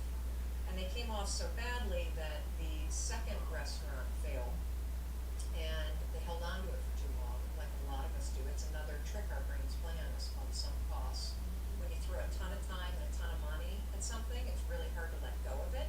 And if you haven't done it in business, we all have a relationship in our past, stayed way too long, that was a trick your brain played on you. So by the time that they closed the second restaurant, it was an $800,000 loss. Damn. I mean, Damn. that meant our entire home equity went gone. It meant kids' college. I get just choked up just thinking about how horrifying it was. And so I found myself at the age of 41, like, just feeling like a complete failure. And so did Chris. And to make it worse, not only had we lost all of our savings, but so many friends and family members had invested. And so there was this real tension between the truth of what was happening and what you had to do in public, because it was a public business. Shame, failure, embarrassment, and the liens started to hit the house. The phone started to ring, and it was nothing but collection calls. And I just remember feeling this tremendous shame. And at some point, I think we all hit that moment in life where things just are not going how you thought they would go. And what's amazing about those moments is we all respond very differently. So my husband, he would spring out of bed, and he would head right out that door, 6 o'clock in the morning, and he would go meet his partner, and they would go to the bank, and they would dig right in, and they would face their problems head on. And he's also a smart guy. I mean, he did not want to be in the house when yours truly woke up, because I was a raging bitch at that point in our lives. And the reason why is because when you're scared, and you're afraid, and you're jealous, and you're overwhelmed with emotion, it is Right. so much easier to point a finger at other people. Oh, yeah. Hell yeah. I agree. One you may not be aware that you're making, but you're still making it. So what would happen to me is the exact opposite. Is Chris would be gone, the alarm would go off at 6 o'clock in the morning, and I would lie there. And I would think about the lien on the house, and I would think about the bankruptcy that we were facing. Right. Think about You. how much we had fought the night before. Right. You see. Look at this. Notice the title of this video, "The Secret of Self Motivation." Right. Now there's a huge difference, and I do. This is what I'm doing, guys. This is kind of like my new content that I'm doing. I'm just kind of commentating on to kind of give a more perspective, more or less for me. But if I could help you guys out, to remind you of the importance of putting yourself first and to love yourself first, is very much what's going on here. And I can see where she's going to tie it into now. She's going to go with motivation. It's self-motivation that carries through. The idea that you pick yourself up, not relying on an external source, on mommy, not daddy, not on wifey, not on the children, not on the world, the government, the system, the universe, none of it except you. But that's the duality of life. All of those things are a representation of who you are, but it can only be given unless it's received, and vice versa. So that's why self. And I actually did a cast on this on the Spoon, which will be up. But remember, ladies and gentlemen, you are so important in this world, not because of any sugar coating of being nice or to be motivational or to just kind of deceive you in any way. It's because that's the ultimate truth, is you are the only one who walks in this life. And though you have a person at your side, your mind is with you always. And your mind will create what you want it to. But you have to be trained and you have to master the art of self-motivation. I would think about the fact that I was unemployed. And I would hit the snooze button. Why would you get up when your life is like that? Right, hell yeah. Why would you? Why, right? Why? Confidence, I need courage. Why? I'm so tapped out. And you know, it's, in the scheme of life, hitting the snooze button is not that big of a deal. Right. But here's the thing about life. None of us wake up and say, today is the day I destroy my life. What we do is we kind of check out because you just give up. it feels overwhelming. Bye. We check out because Gone. we're afraid, or we check out because we start listening to self-doubt, and then we make these teeny tiny decisions. That just mess everything up. We don't even realize it. Mess everything Decision up. to not get up on time, a decision to not eat the right thing, a decision to snap at your kids, a decision to not speak at a meeting, a decision to not look for a job, a decision to not deal with your finances, a decision to not call your parents, like whatever it is. All day long, these tiny decisions that take you so far off track. And then you wake up like I did and you look at your life and you think, how the hell did I get here? And more importantly, how do I get back over there? And you have no idea. And so I was so trapped. And I know from your story, you felt the same way. Like you knew that there was more in store for you, but you couldn't figure out how do you close the gap? How do you find the power that's in you? How do you discover your greatness? How do you solve these problems? We're getting into it now. Ooh. I would go to the grocery store. I'm getting inspired. Let me check on Spoon right quick. Items would scan, and I would be sitting there readying my excuse because there was no way that my check card was going to clear. Wow. So When I watch your videos, you frown a I lot. got in You this think struggle with too this much. that a lot of us find ourselves in, and that is you get trapped in what I He call sounds like you knowledge too. watch. Hey, smile. You Smile. can't seem to make yourself do it. I'm smile. I'm just like I'm a very serious One of person. us is one Google search away from a list of I'm very serious. I'm a very serious. You see, the thing about me is I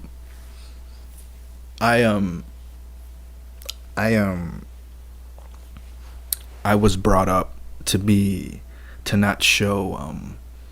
not show my sensitivity, right? I was brought up to kind of hide my empathy. So I come across very serious, right?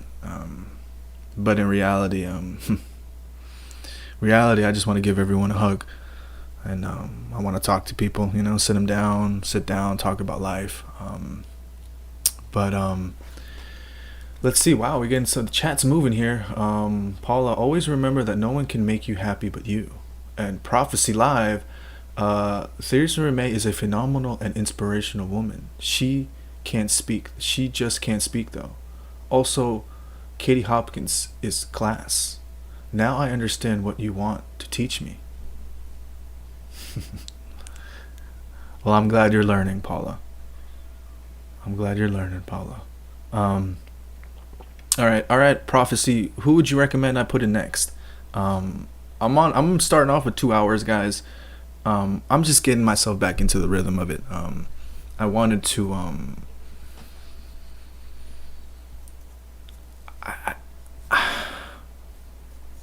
I wanted to give up again. I wanted to not feel, right, this sense of just the sense of responsibility to try, to get, to achieve. Very much for the very reasons why the speaker is talking about in this video right now, right? For how we put ourselves into the states we're in, right? And how we dabble into certain feelings and little by little be consumed by them.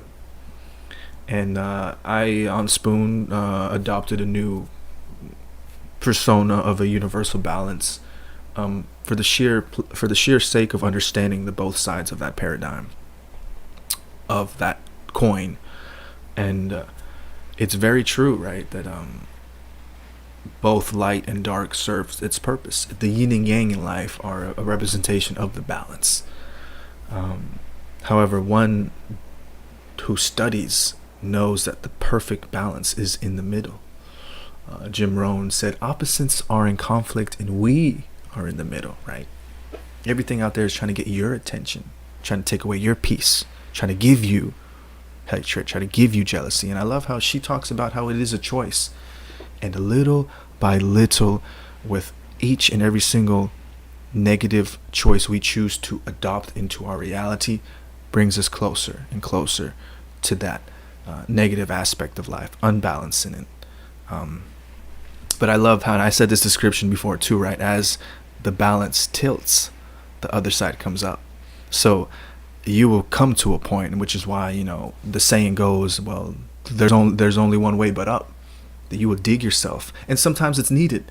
Sometimes you need to go through such pain and misery and hell to find yourself finally asking, what do I want? Where am I going? And if you're Drake, you remember, oh yeah, that's right, I'm doing me. She a politician. Hey Joel, welcome in. Margaret Thatcher and closing the mines. Summer Rae is a strong motivation woman too. It's not her mouth doing the speaking though. Oh. She a politician? Yeah, she just can't fit in the trousers. No, don't do that. You know what? All right. Well, give me who. I would love to go through all of them, but give me one. If you want me to go with Margaret, I will go with Margaret. But let's finish this up here. Wow, this is a 22-minute video. How much time do I have left on these broadcasts here? I got 10 minutes here on the Spoon application. I found something on Netflix. Yes, please give it out. Will you restream? I am the same experience. Will you restream, stay, and let me motivate together? I like listening and watching those videos. Can I recommend? Yes, please, Marta. Please. Thatcher? Okay. I'll get you. Yeah, I really do about 10 minutes for these streams. If you guys have time, I'll be more than happy to hop back on here. I've been meaning to do a 24-hour stream. I want to show these people what's possible.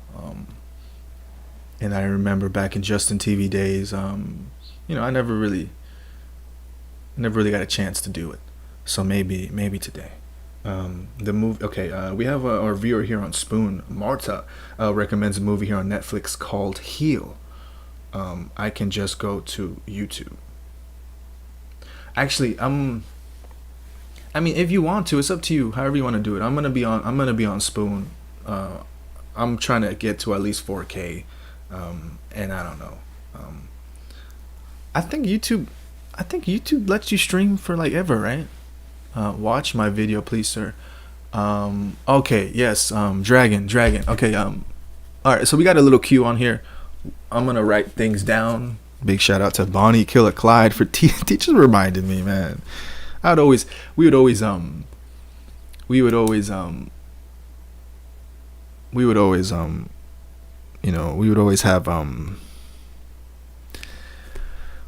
have like people call in and request songs, and I'd get always lost in the mix, and she'd be like, just write it down, pen and paper. Okay, so we're gonna get a request here by Dragon, and then we're gonna do you prophecy. You said you wanted to hear Margaret. Okay, let's hear her out. Margaret Thatcher on closing the minds. Okay. Is that the one you want though, dude? Please, guys, watch carefully. Okay. So look. This is gonna probably be. I'm not a big fan because I understand that certain terms and terminology get you certain type of ways. So let me say this right now. As an American citizen, born and raised, terms and things like that can be very triggerous. But at the same time, as a global citizen now, right? Biden won. It's a new world, ladies and gentlemen, whether we like it or not, and it always will be. I have to have this stated here on the record that terrorizing isn't bound by any race or religion. To be a terrorizer, as our wonderful president elect George W. Bush once said, but I mean that I'm quoting his terrorizer, right? He's talking about terrorizing, right? And there be terrorizers, but this is going to be just for the sake of understanding that word terror something. And you know what? We can even call negative emotion.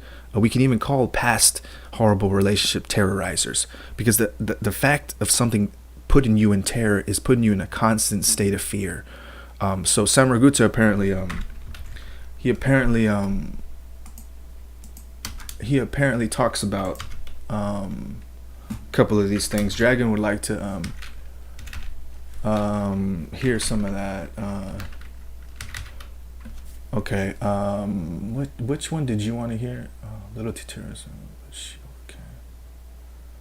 Literally to do it. Okay. Right. Saved from Blackpool. Which one did you want to hear me see? Let me check you out. Okay. Okay. So here we are. Okay. Muslims. How to stop Muslim terrorist attacks. Okay. I believe it's this one.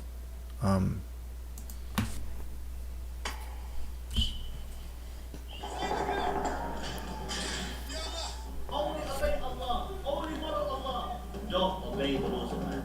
Don't obey the law of the land. All right. Okay. Again, as a unification, right? Allah just means God in the language, right? It's the same thing as saying Dios in Spanish. All these terms are relative, right? So don't get triggered or feel any type of way when you hear these type of things. I just have to make it stated, right? That this is not bound by any race or religion. We have two sources, both authentic, both dating back to the same era, both reliable. Why do you follow the violent one? Right. Why not follow the peaceful reading? People who believe in these books and say, see, if you edit this 10 pages, your book will become wonderful. I use a lot of quotations. We'll get back to that one, Marta. Best not to make any statements for Trust me. myself. Because the level of mentality within the Muslim world is that, okay, as long as it has a divine coating, then we'll accept it. If it's from Tawhidi himself, then it's man-made. So if it's divine, they also can't reject it. If the law of the land is Islamic, we respect the law of the land. What if it's not If Islamic? it's not Islamic, then the law Oh, of the is he? land, those who make it- He's another motivational speaker as well. That's in the Quran. Oh, was she now? 3 verse 1, he said, "O Prophet, fear Allah and do not obey the disbelievers and the hypocrites." You can't obey him, so he can go to hell. And let me tell you something. Oh, look at that division. Two people with two separate ideologies. This is what's going on right here. And yes, the fact is that you have an opportunity to change. All right. He wants to convert her. Okay, I want to. So when you die, There we go. depending on your culture, we will either bury you or burn you or cut you and throw you to the birds. Okay. So you left your body and went to heaven. You went there without the body. Yes, I will. I will. With good food and virgin I will. What is the direct antidote to jihadi terrorism? An immediate and quick solution to it. Individual transformation is the only solution, but that's not a quick solution, but a lasting solution. Look, Islam can never, ever, ever be reformed. Muslim individuals can. That's what I'm doing. That's my work. Individuals can. Individual transformation is Individual. the whole Ooh, I gotta comment on that. Individualism. Do you guys see the importance right now of why the new world is so important? The new world, what it will do is it will break down the institutions that separate us and focus on the individual, because now a decentralized world becomes centralized. And it's unfortunate that not many of us have seen that progression. A lot of us have been in that war to attain that. So I can see where this is going, right? And I can see what they're trying to do. And it's exactly what Sarugrutu said, is changing the individual, right? Changing the thought by person as to opposed of a collective, right? So this is interesting. Let's continue on here. That's what I'm doing. That's my work. But quick solution, I don't have one. Islam as a religion cannot. No Muslim will leave what they believe to be the word of God and follow the word of Imam Tawhidi or the word of man. That's man-made. They want what is God's law, not what could be God's law. Two different issues. You're telling someone to completely convert. Reform is a conversion. Then never. Hold up a second. Hold up. Let me just. Reform is a conversion that will never happen. Damn. Damn, that's a wise man right there. He knows exactly what he's talking about. Not to serve Muslims or to serve God. I need to teach this book and spread it. Right? This is wrong. This is serving God. Religion was not sent down to serve God. Religion serves me. I don't serve my God. God doesn't need me. God doesn't need me to worship and go, promote him. He's a king. He has everything. So we must understand this. Though nobody wants to spell it out, nobody wants to say, I know, this may bring things upon myself, but it's okay. It is written not in one, in many religious books across the world. It is written clearly, those who do not believe the same things that I believe must die. They are fit to die. They are unfit to live here. This is clearly there. Smile their necks, smite ye above their necks. Okay, this is from the Quran. People are claiming it is the word of God. They don't There we go. have the courage to amend the book. So why have people become like this? Because they identify things that they are not. That's it right there. They identify to things they are not. Let me just do a few adjustments here. Excuse me, I have to sneeze. I don't want this to be loud. How do I shut her?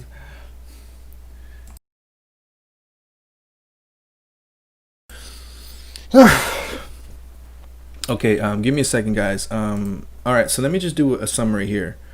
This one is for you, Dragon. I appreciate you bringing this up to my attention.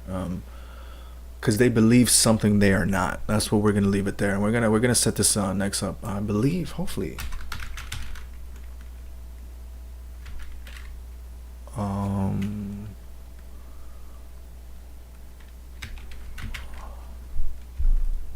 Margaret Thatcher.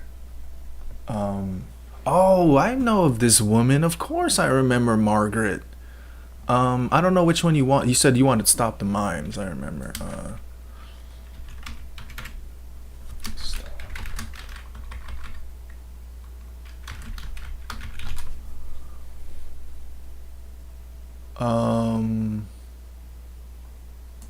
Bye bye. Time to go. Bye bye. All right, Dragon. Thank you so much for that. You have a great day. I appreciate you. So, in summarization here, with before we hop into that, that's it, right? Brainwashing, manipulation of the mind occurs, and that's exactly what happens when we grow up. But that's the thing, babies, I truly believe, aren't born evil, right? They're programmed to be evil, and that's kind of what's going on here. What we're doing is the programming of the old ways is slowly going away, And that's what we're dealing with, right? With the racism, with this and with that. It's not so much of people having opinions. It's just that some people are now starting to fight for what they believe. But once the belief is that we're all one and we're all united, well, then that's where we truly make progressions in life. So let's check out here. We're gonna listen to Margaret Thatcher here speaking about the mine strikers on the 28th, or the 258th day. But before doing, let me get back on the stream here.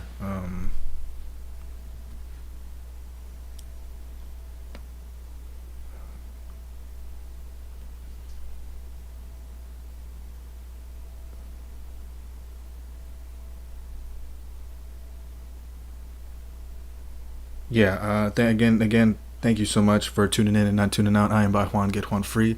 It was very nice to meet you too as well, Dragon. You're always welcome here. Sunshine. Let me just find. We're good with that. Okay. All right. So let's get back with Margaret Thatcher here. By Juan Get Juan Free show. We've seen men and women with brave hearts defying violence, scorning intimidation, and defending their rights to uphold our laws. Okay. By their action, we have seen a new birth of leadership in Britain. And that is the most important thing, the most enduring thing that is going to come out of this coal strike. A new birth of leadership. Minister, you said tonight that when a Protestant minority breaks the rules, you say there can be no consensus, we can't negotiate with them. Is that true of the mine workers union? Well, I think the unions are obviously one body where a fanatical, tiny fanatical minority can and seem to be able to take over a whole union and then say that they represent the whole union. Some of the tactics they use are to hold meetings at very short notice in places not advertised, and they somehow take over.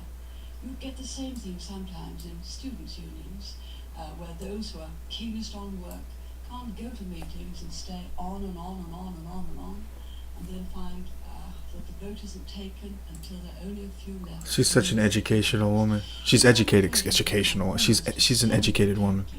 You can tell she's humble. Such a sincere woman right here. Man. True representatives of the majority, and sometimes they deny the majority the right to speak. They deny the majority. Tiny minority. And you talk about the ruthless, manipulating few. Now, will you not negotiate with them ever? I will never negotiate with people who use coercion and violence to achieve their objective. They are the enemies of democracy. They are not interested in the future of democracy. They are trying to kill democracy for their own purposes. Damn.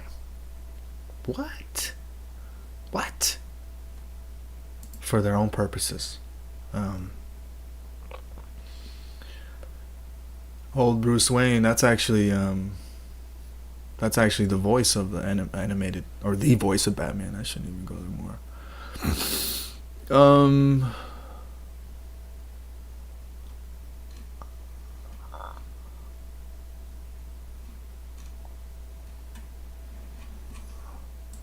Let's see if we can get some more on Margaret here. The Iron Lady who divided a nation. No, I want to hear her speak. I don't want to. The last Prime Minister question. So she's a politician. That's what she's just a really influential politician. Oh, so Meryl Streep did play. Wait, no. No, it was Gillian Anderson. Why does it look like Meryl Streep? Did Meryl Streep? Okay, so we have. Hey Marco, welcome in. How are you? We have Okay, so they made movies about this Prime Minister with X-Files, Gillian Anderson, as well as Oscar award-winning actress Meryl Streep. I'm trying to find. I'm trying to find a video. We're just here listening. They're just getting motivated, inspirational. Um, Before she was elected, she used to work at a local chippy. Guy, I'm going to be honest. I took a piss for the first time. Please don't look up to this woman. She took hundreds of people's job, made towns broke. Forget this woman. Okay, Joel in complete opposition here. Um, all right. So, um, are those nails? Who are you talking? Marco, do you know anything about Margaret Thatcher? She apparently was the prime minister of, I believe, London, Britain. Um, okay. All right. So that was for you. That was for you, Prophecy Live. She's an extraordinary woman. I can tell she's brilliant. Um, let's you know who I want to hit you guys up with? I'm gonna hit you guys up with yeah, the algorithms already know. Um, but I want to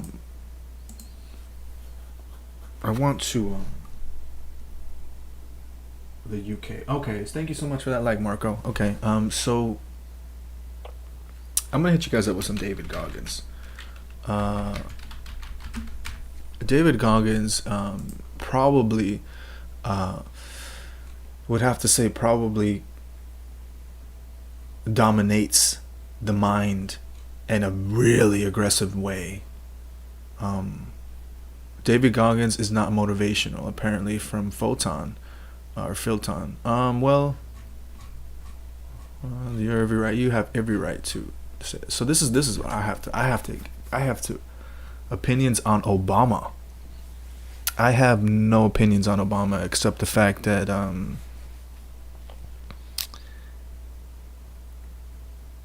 he made history. I mean, honestly, ever since Obama was elected president, man, gosh, I want to say so much, but I've learned better now. But I'll say this much. Seeing how you asked the question here, Prophecy, and you're engaging with me, I will engage with you as well. To be the first dark-skinned president in a line of light-skinned men, really talking about perception and things, completely, like, you can tell that completely took back America,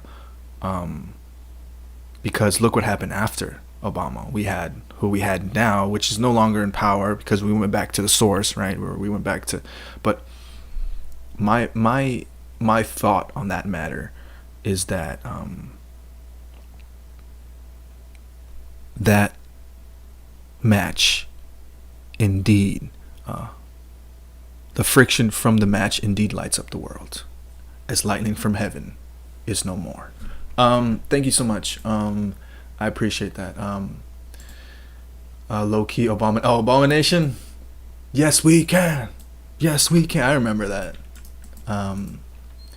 But let me hit you guys up with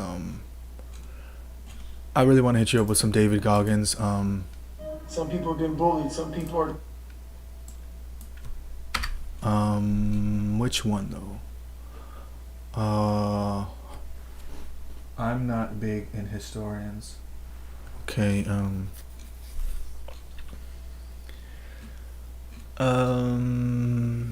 There we go.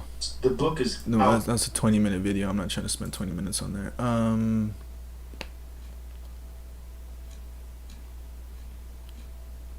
Oh, stop self-sabotage yourself. You know what? This is what I wanted. I'm like beating around the bush here. Taking souls.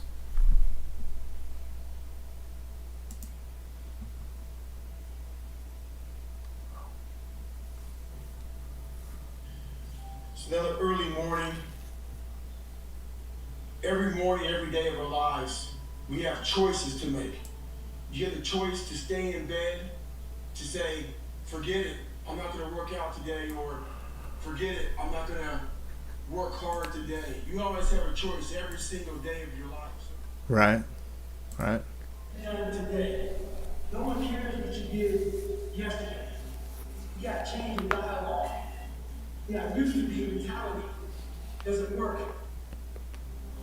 What have you done today to better yourself? Today's another day. Today's another day that I'm faced with another choice to make. So I'm making a choice again to put my shoes on early in the morning and get active. Get active again. Well said. Well said, guy. Make the right decision. Well, some of you read that I think about when it's hot outside, that it's sunny and 70. Well, it's fucking not today. It's the reality. It's about 90 degrees, 100% humidity. But who gives a shit? That being said, September 3rd, I had to have my book turned in. And when I realized, I'm reading this book a lot, but I realized I wasn't born this motherfucker. I made him. That's right. At the bottom of insecurities, Oof. fear, self-doubt, lies, was me buried in the fucking fetal position. Damn. How I got out of that That's right. was recognizing it, being honest with it, being truthful with it, and then fixing it. We like to live on social media with lies about ourselves, how great we are. Get to the source and fix the problem. That's right. Hello, welcome in. How are y'all? Appreciate y'all stopping in. Doing something that sucks every single day of your life. That's so true. Get out of that comfort zone. Get that heart broken if you feel like it needs to. And to strengthen your mind. Every day you're trying to find more of what you're capable of. Push that body to the limit if you feel like you can go more. And that's the big question. What are you capable of? Show the world exactly who you are. Stop doing the things that you do every day. Quit every day. Go swim.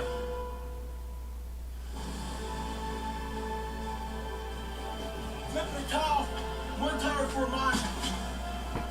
Look up and know something. So, I'm all about cows in the mind. Do something that sucks.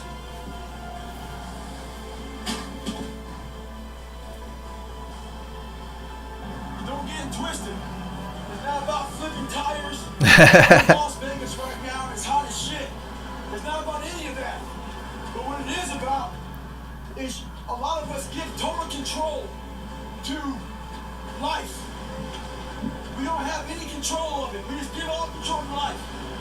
I do this shit every morning to prepare my mind for what life's gonna throw at me. A healthy body gives you a healthy mind. That's what it's about.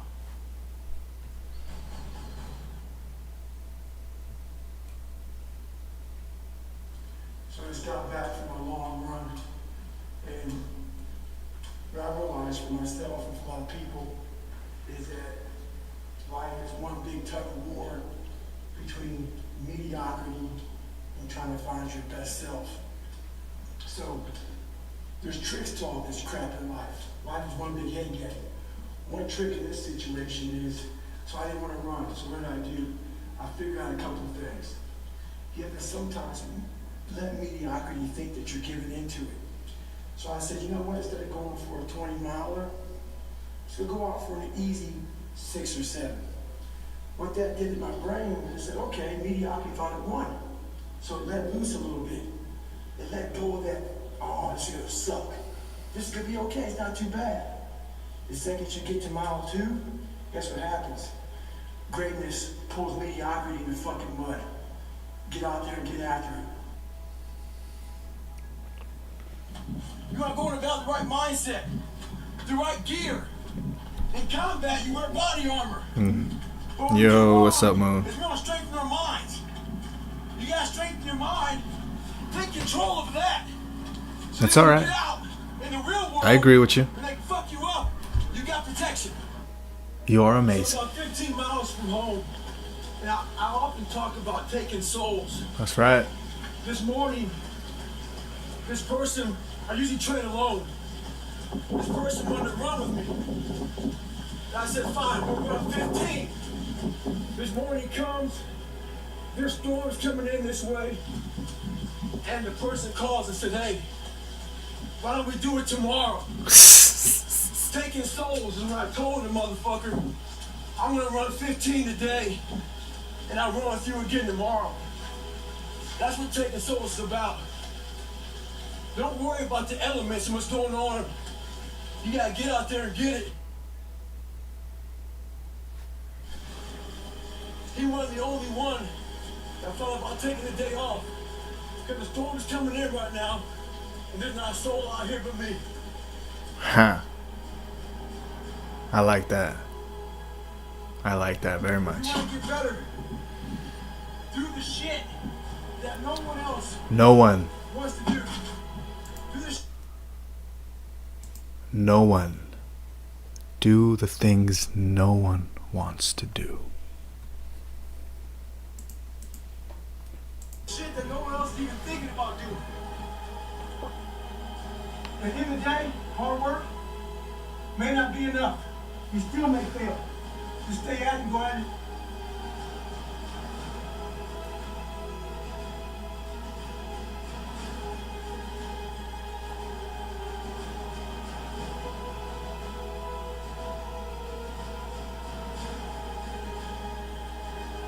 The more things you can do, get outside of that zone.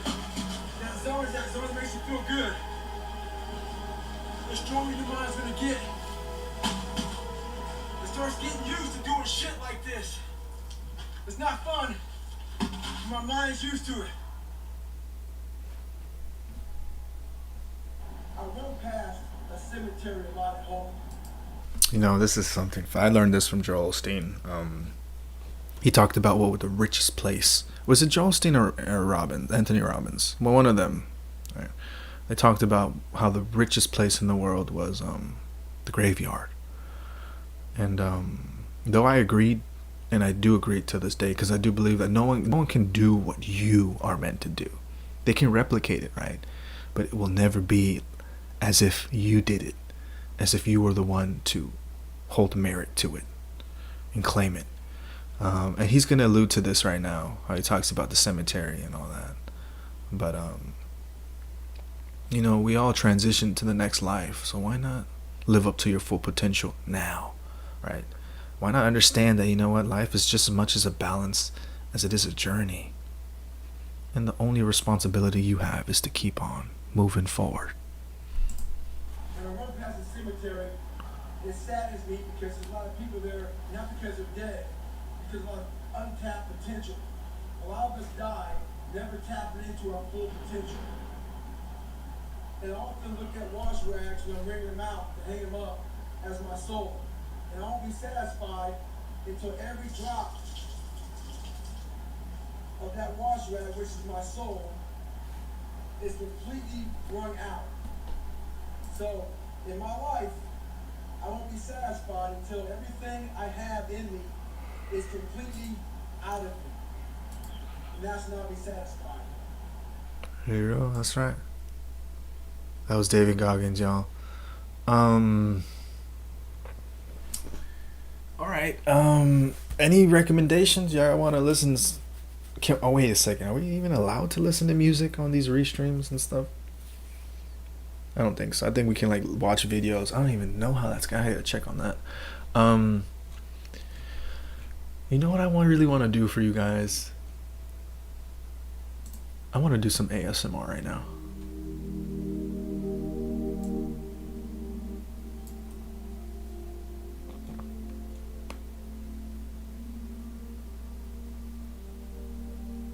This is from Meditation and Healing.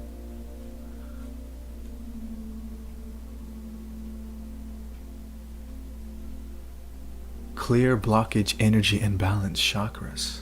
Complete healing meditation music. I don't know.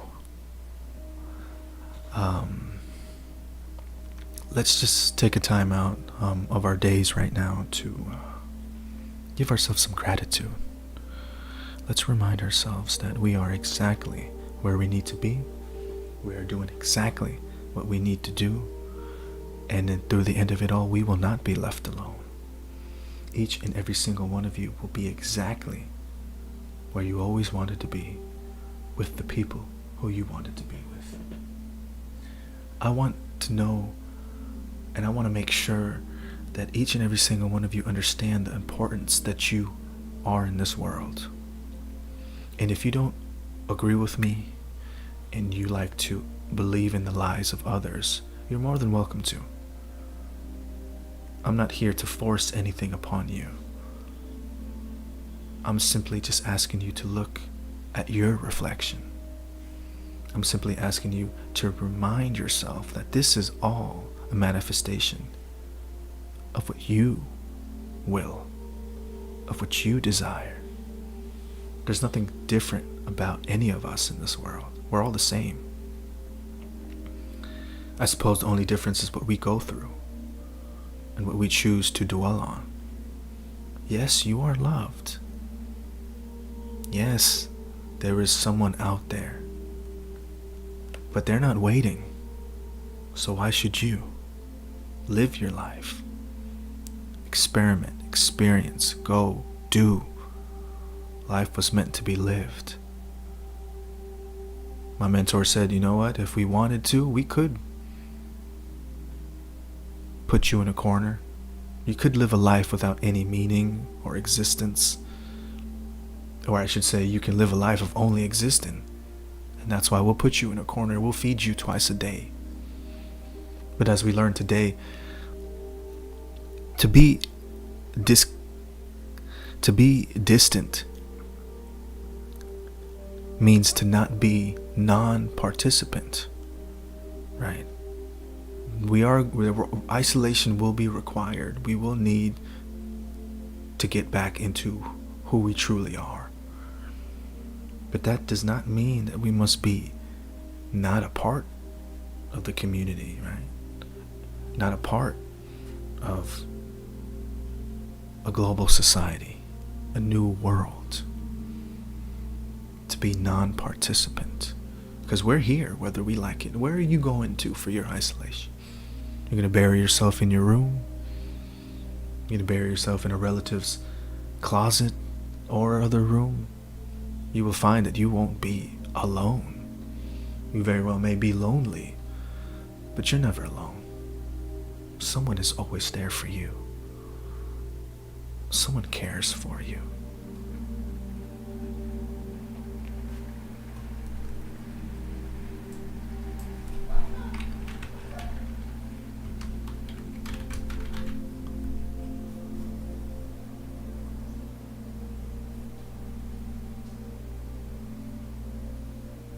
BRB.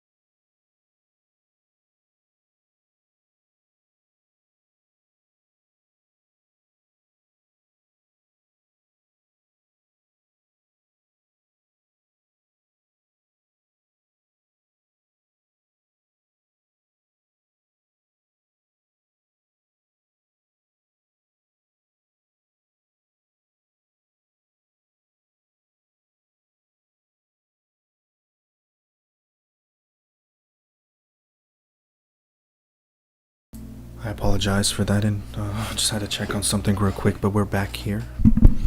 Back here with the positivity, with the motivation, with the love. That's all it's ever been. You know, I wrote something for a very special someone.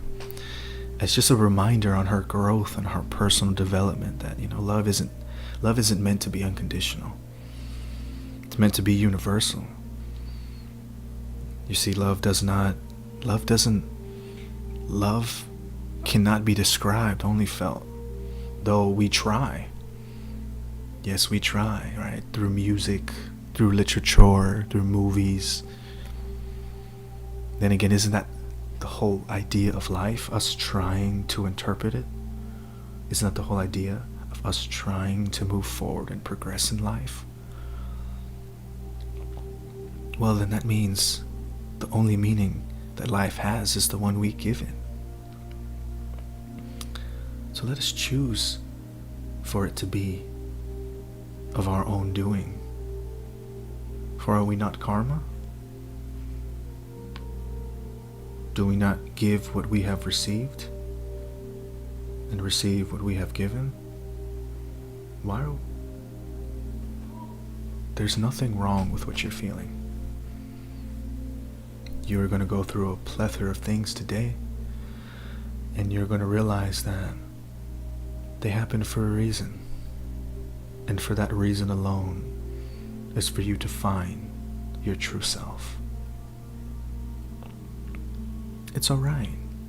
There's no need to say sorry, for you're not saying sorry to anyone else other than yourself. You are loved. Yes, you are. There is someone out there for you, but they're not waiting. You shouldn't either.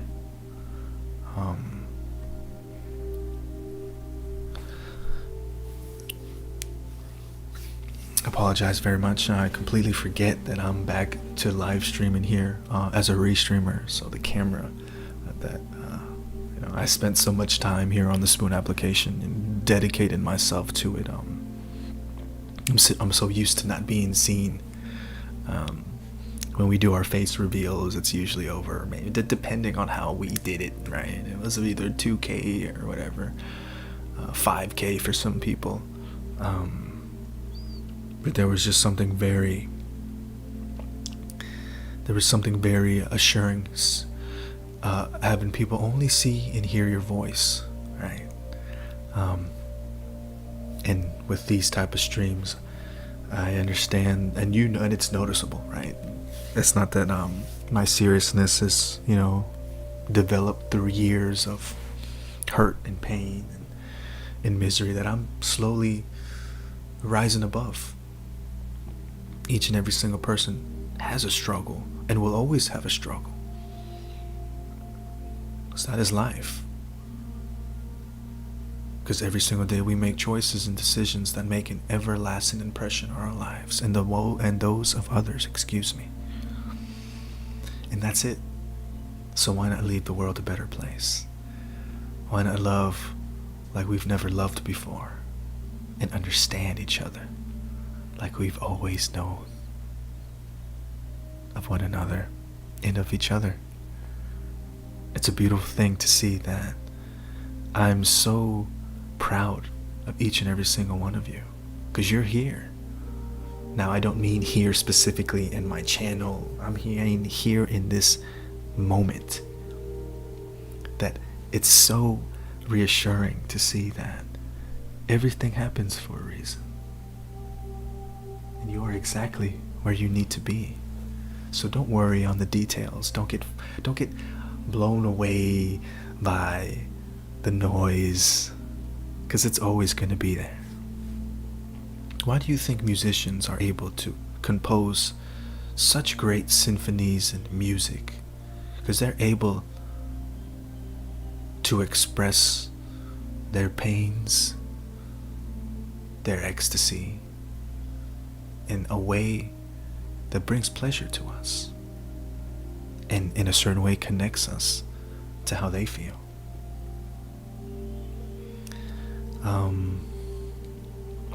But you know what? It's okay. It's alright. Because as life progresses and that indeed continues on, each and every single one of you won't be left lonely. Not as long as buy one, get one free is here. Love, happiness, positivity, all of it will come your way. Don't you doubt for 1 second, not for 1 second, that you were ever wrong.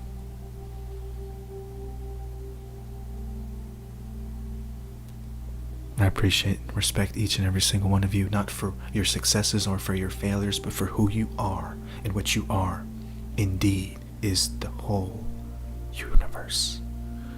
All of it, with its suns and its moons and its planets, its black holes, the void, infinite cosmos, is what you are. So why are you worrying about ants? Why are you worried about the butterflies? Rise up. Not for anyone's sake but your own. Because you and you alone can make that shift into a better tomorrow, into a positive future, in harmony with negativity. So that was just a bit of some positive affirmations, type of really ASMR quality, which I want to get into, but to be honest with you, we'll get to it. We'll work around to it. Again, this was clear blockage energy and balance chakras, complete healing and meditation music, positive energy boost here. That was premiered here on YouTube April 3rd of 2019 here by Meditation and Healing. Thank you so much for that. Thank you so much for that. Again, I want to thank each and every single one of you for tuning in and not tuning out. We are live here on the Buy One, Get One Free show. Trying to stay alive while keeping our sanity.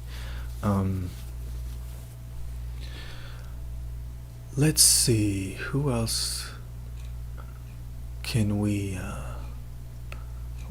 just, I hate to tell you this. Okay, no excuses. Let's get back here with Mel Robbins, see what we can get from Mel Robbins. No excuses here. This is Behind the Brand. I just remember feeling this massive sense of despair. And my entire life, and this is probably the long-winded answer to the first question that you gave me, changed with one 5-second decision. And now what my job is I teach people around the world the power and the science behind making 5-second decisions. And if you are paying attention, you will start to notice that there's a 5-second window for all of us.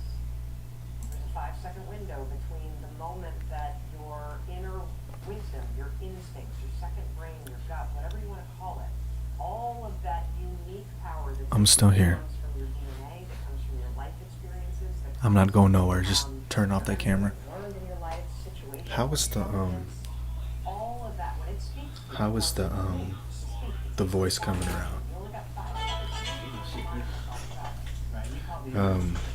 Yeah, so what we do is we tend to pull the emergency brake.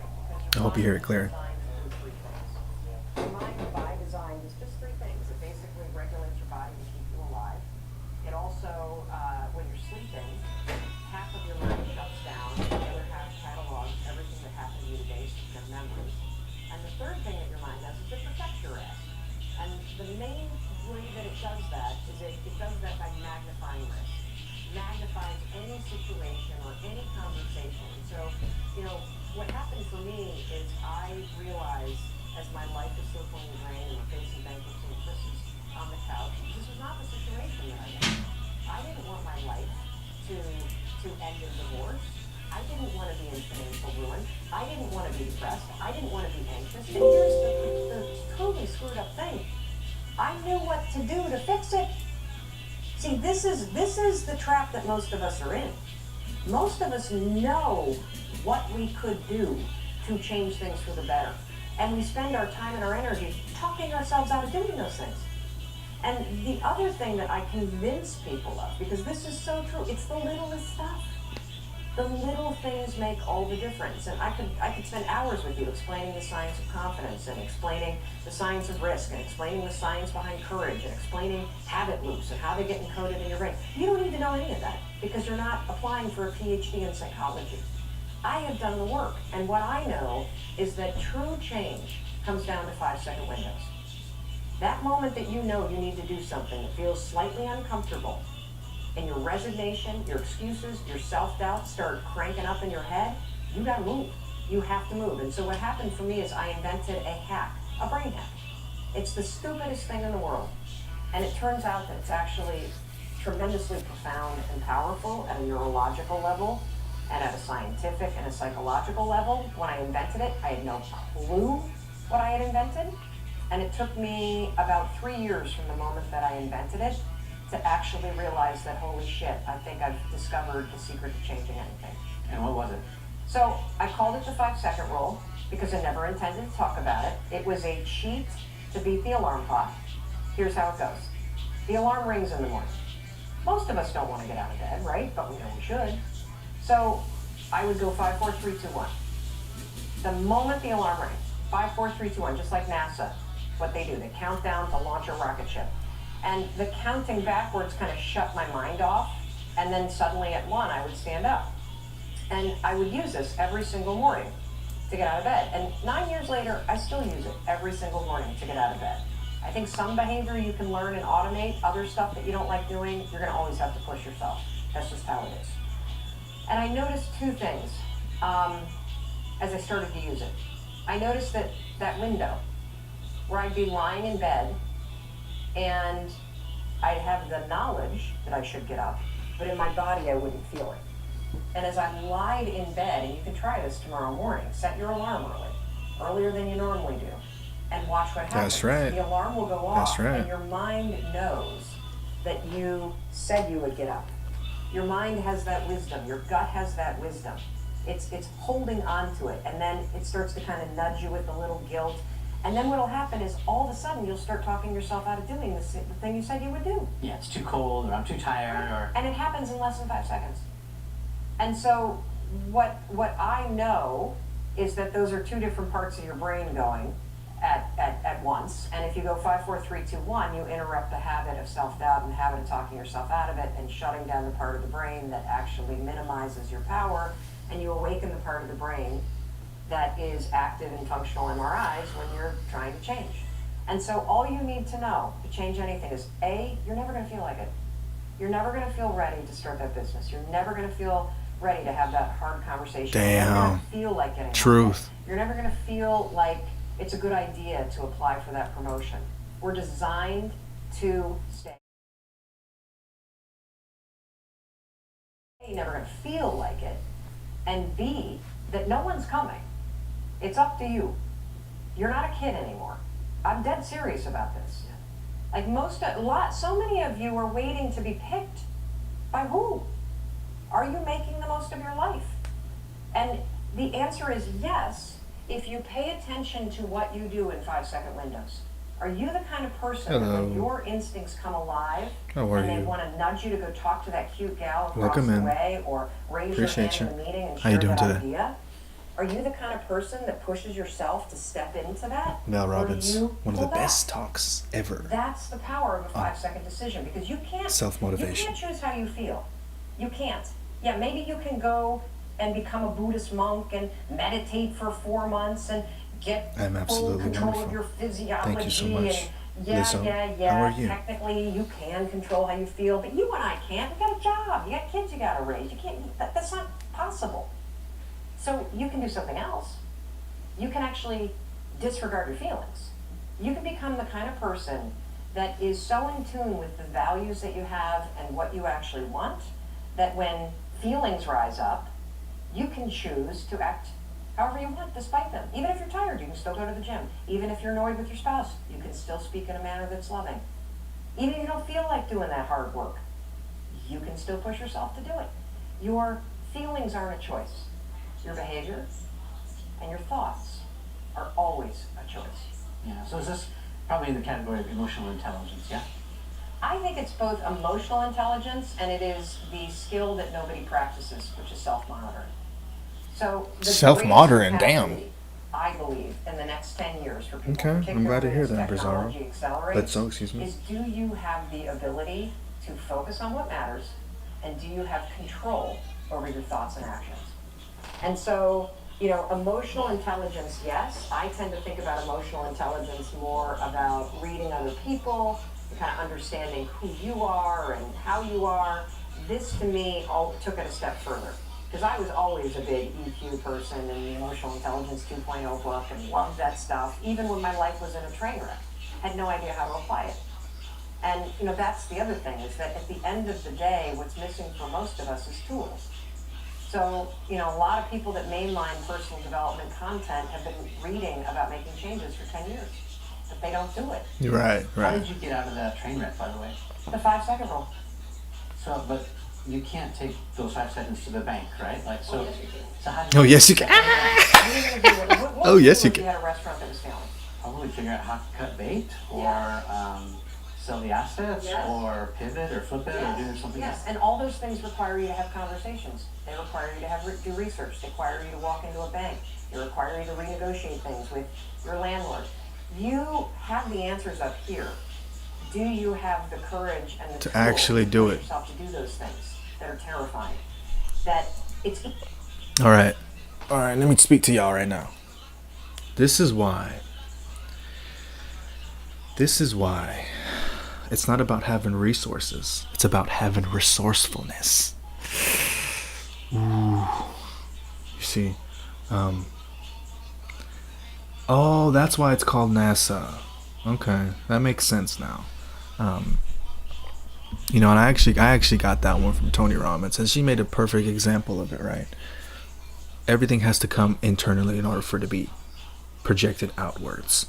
So this is why we struggle so much with everything, right? Because it's all in our heads. It's all a constant pain, because we choose to make it a pain, as opposed to seeing the bright side of it, how we can benefit from it. And that's so true, right? Don't focus on things you don't have.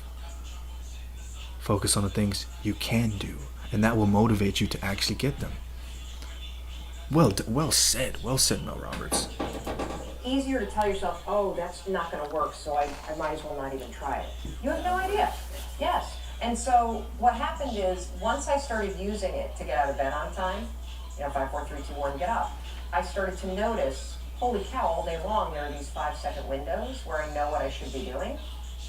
Maybe I should use this stupid thing to take control of my head and push myself to do those things too. And so I went from sleeping in and hitting the snooze alarm 3 times, 4 times, 5 times a day, to getting up on time, getting to the gym, not having 4 Manhattans a night, speaking. 4 Manhattans, damn. Instead of complaining about the fact that I had 4 lost Man- this television show with Fox, actually 4K? picking up the phone and cold calling for auditions, something that I was terrified to do.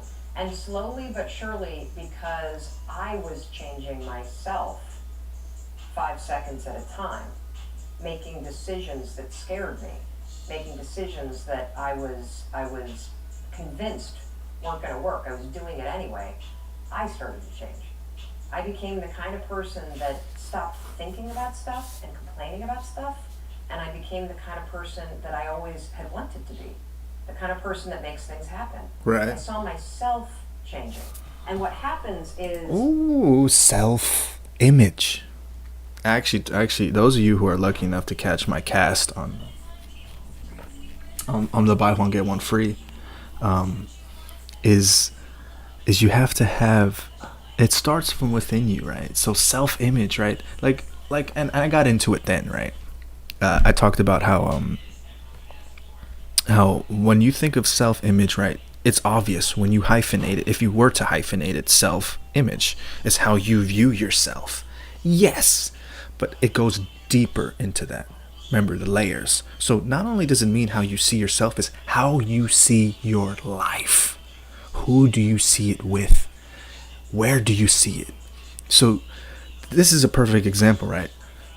let's take an example of a job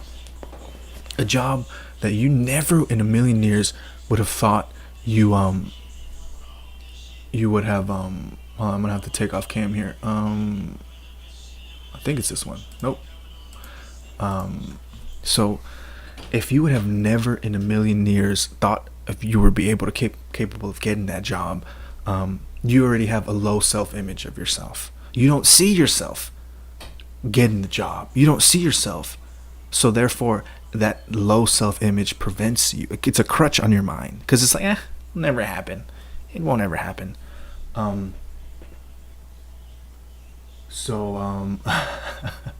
Yeah, that was those were just some bops, some tunes from the people around. Hopefully it wasn't too disturbing. Apologize if it was. If it wasn't, then great. So let's get back to the cam. There we are. So damn, brilliant. Well done, like always, Mel.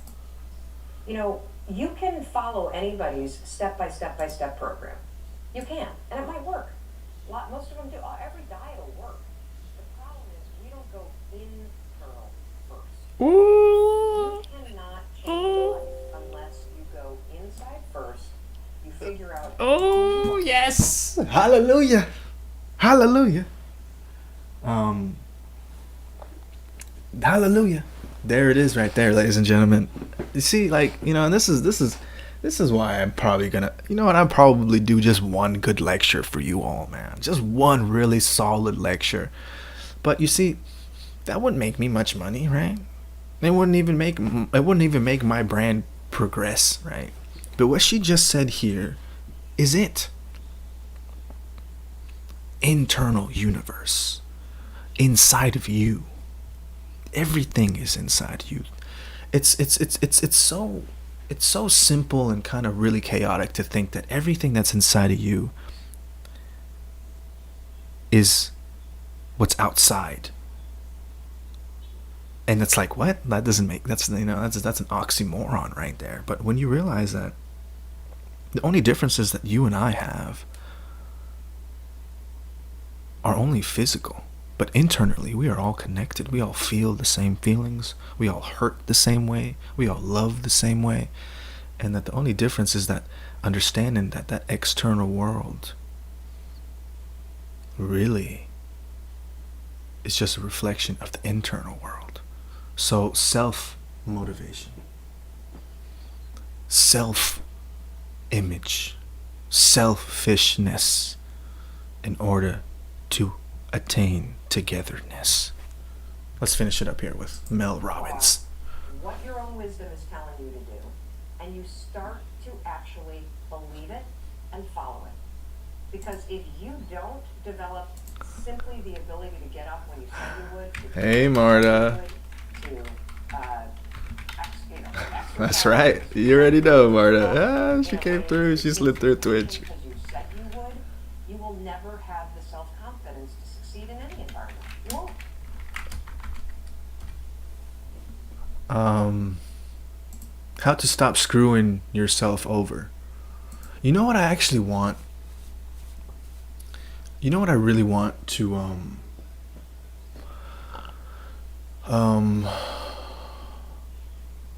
who am I? Alan Watts, TNH again. Kevin Learley. I actually met this guy.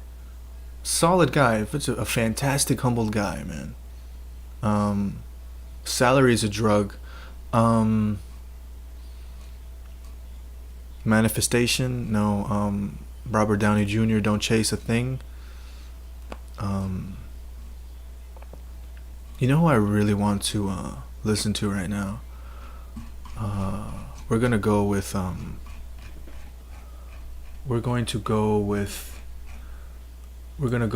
I heard this here. How to attract a woman. I think Alan Watts. There we go. Ooh, Jordan Peterson. Why didn't I put any Jordan Peterson on? This is gonna be from Uncle Everyday, The Art of Attracting Your Lover by Alan Watts. I think this is really profound right here, man. I think this right here, like how he talks about this, is extraordinary.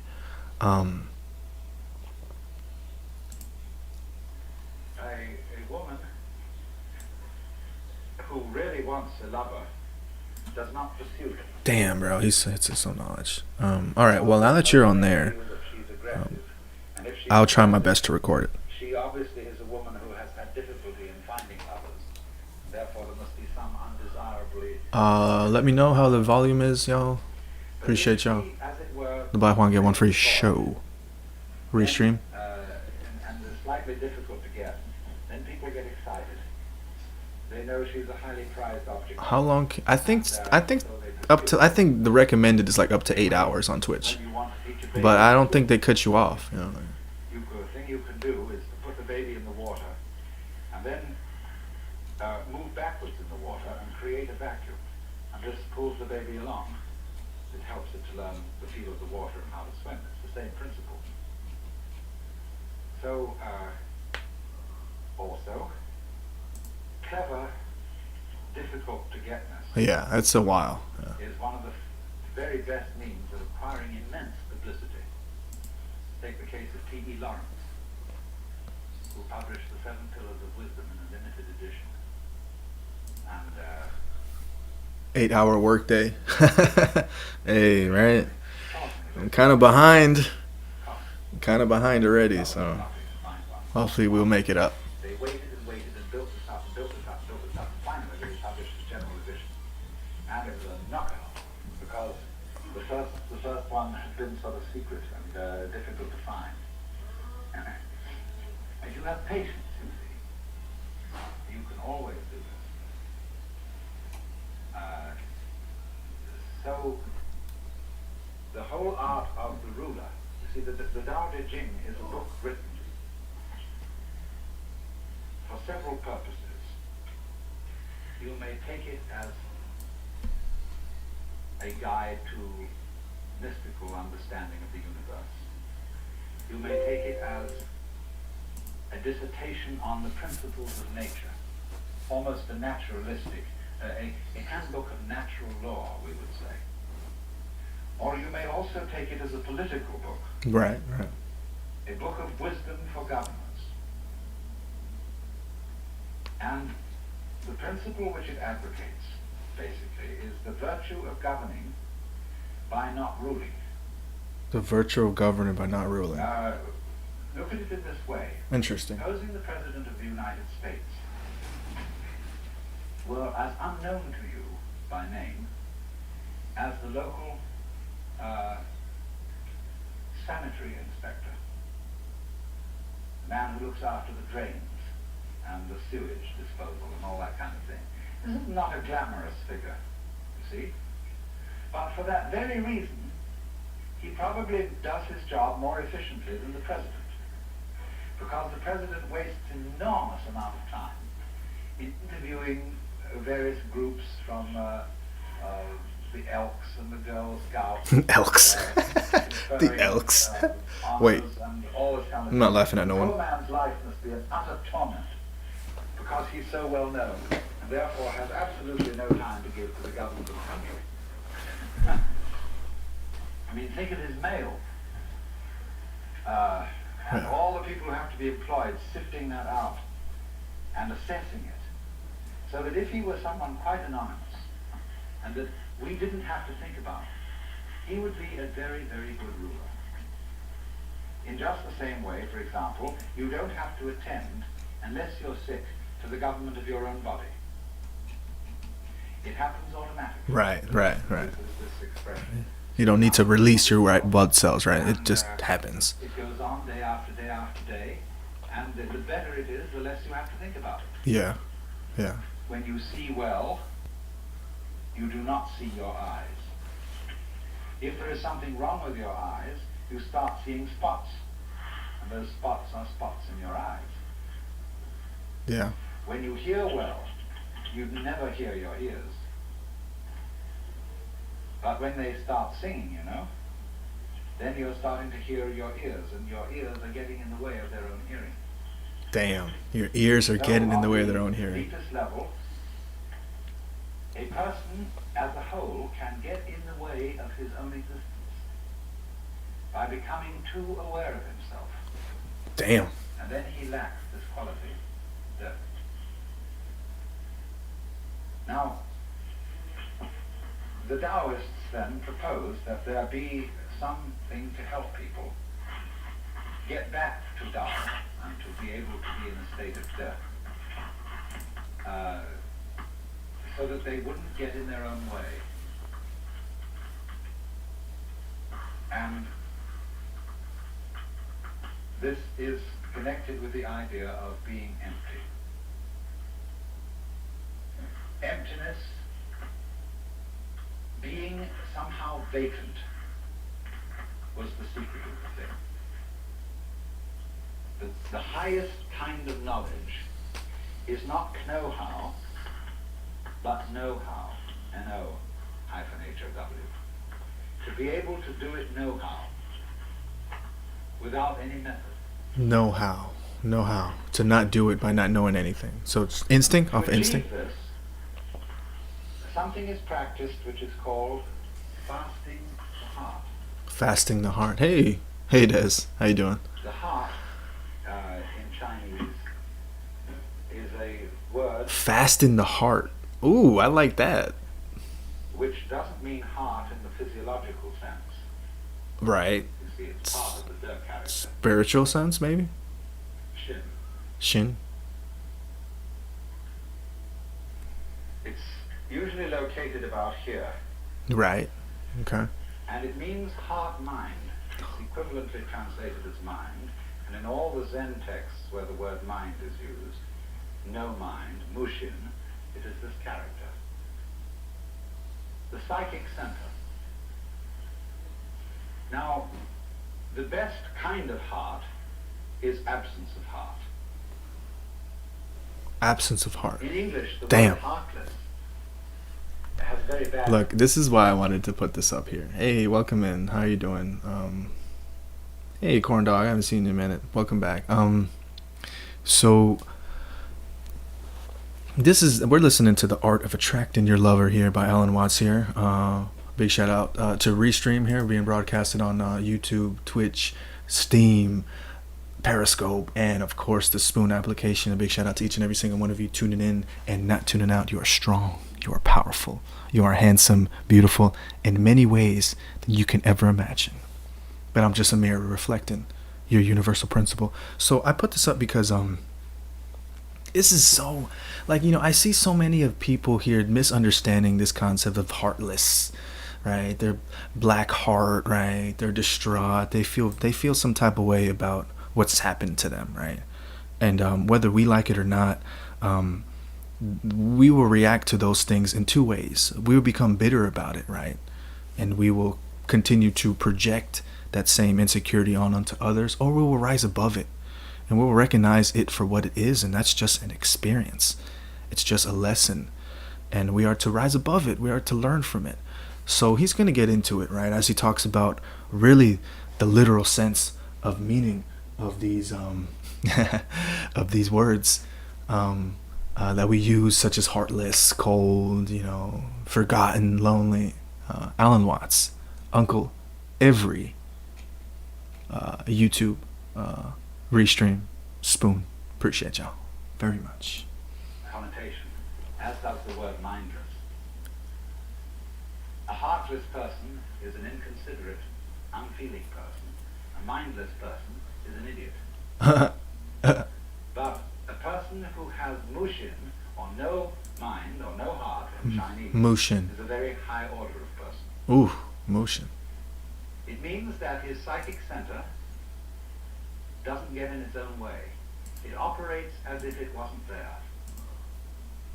Zhuangzi says that the highest form of man uses his shin like a mirror. Right. It grasps nothing. It refuses nothing. It receives but does not keep. Oof. And the poem says when the geese fly over the water, and they are reflected in the water, that the geese Thank you for the do likes. not intend to cast their reflection, and the water has no mind to retain their image.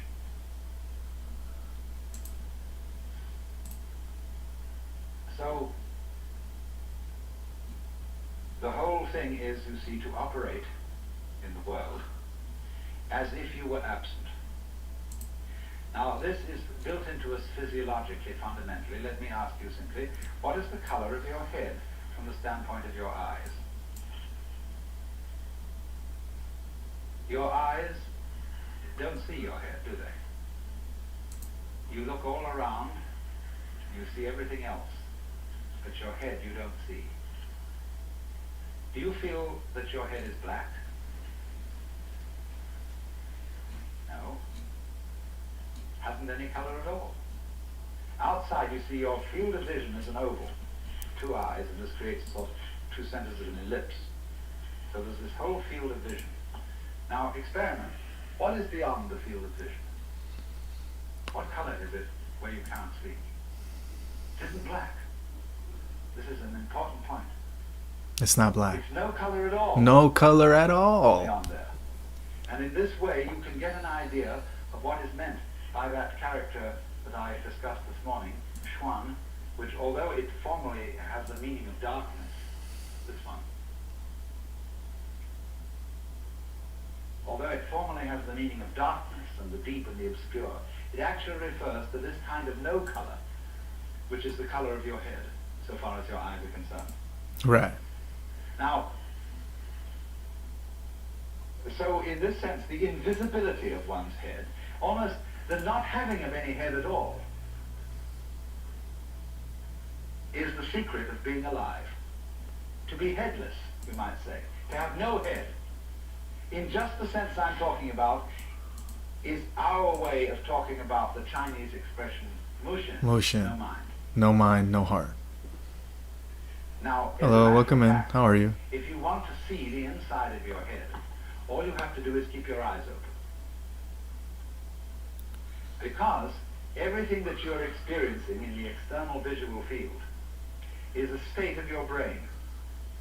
All these colors and shapes are the way in which the brain nerves translate the electrical impulses in the external world.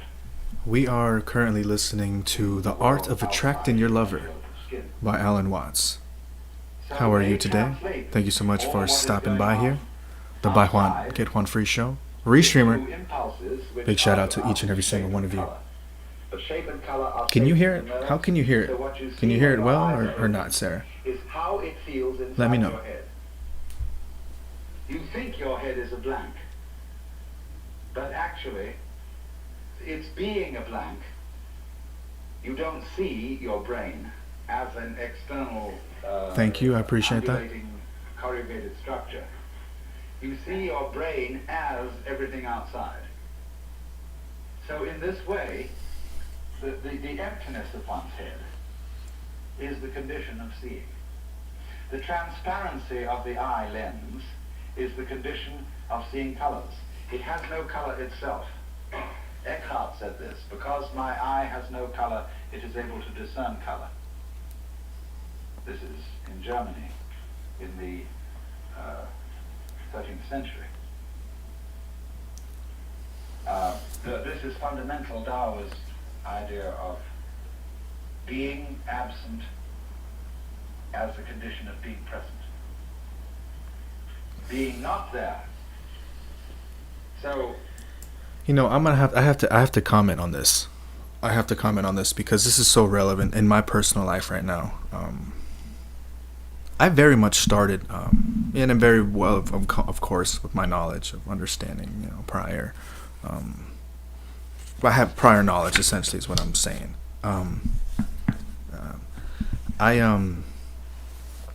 I love the fact that, you know, when I started this, right, I had no intention of.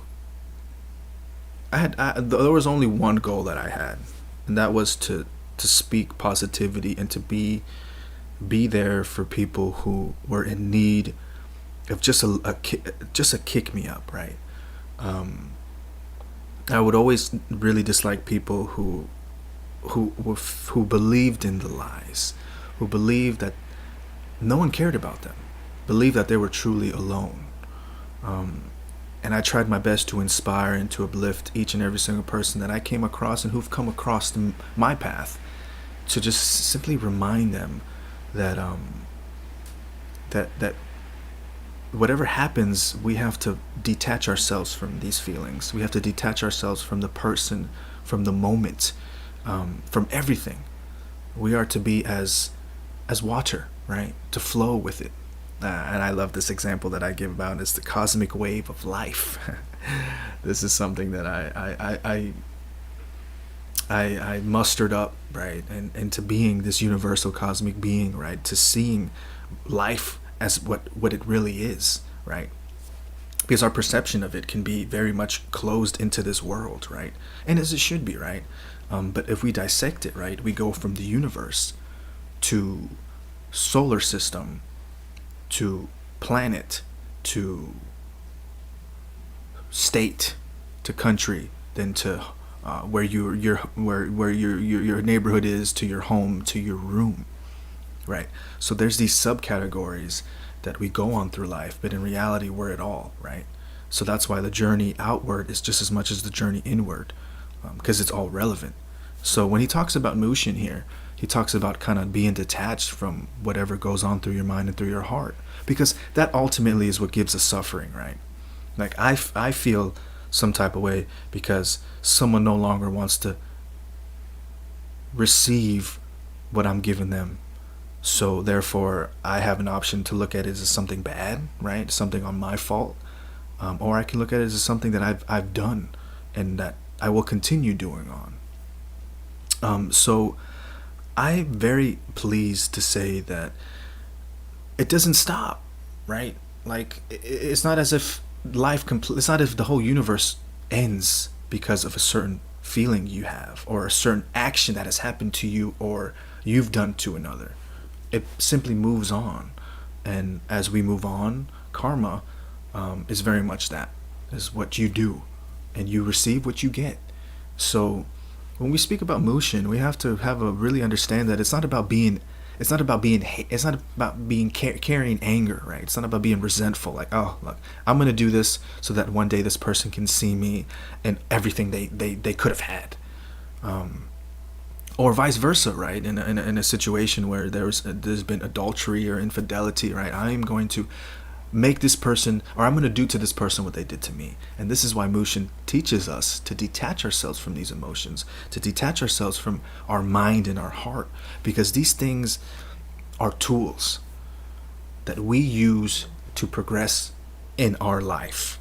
They're not us, right? Just because you're happy, does that make you happy? Perhaps at the moment, but you are not happiness. You are not sadness. You are not heartbreak. You are not failure. You are not even success. What you are is the universe. Because the universe contains all of that inside of it. Very, very, very much. And it's very important to remember that when we come across people, and though we may be flustered with emotion, we may be flustered with these feelings, that Mushin teaches us to remember what we really are, to see things for what they truly are: a lesson, a wife, a husband, a spouse, a girlfriend, a brother, a sister, a president, a country. And it indeed is all one. So let's take that journey inwards and remember that we are not to be controlled by anything other than what we allow to control us. Well, Zhuangzi says, when your belt is comfortable, you don't feel it. When your shoes are comfortable, it is as if you weren't wearing any. Likewise, your clothes. See? The more you are aware of these things, the less properly they are made, or the less properly they fit.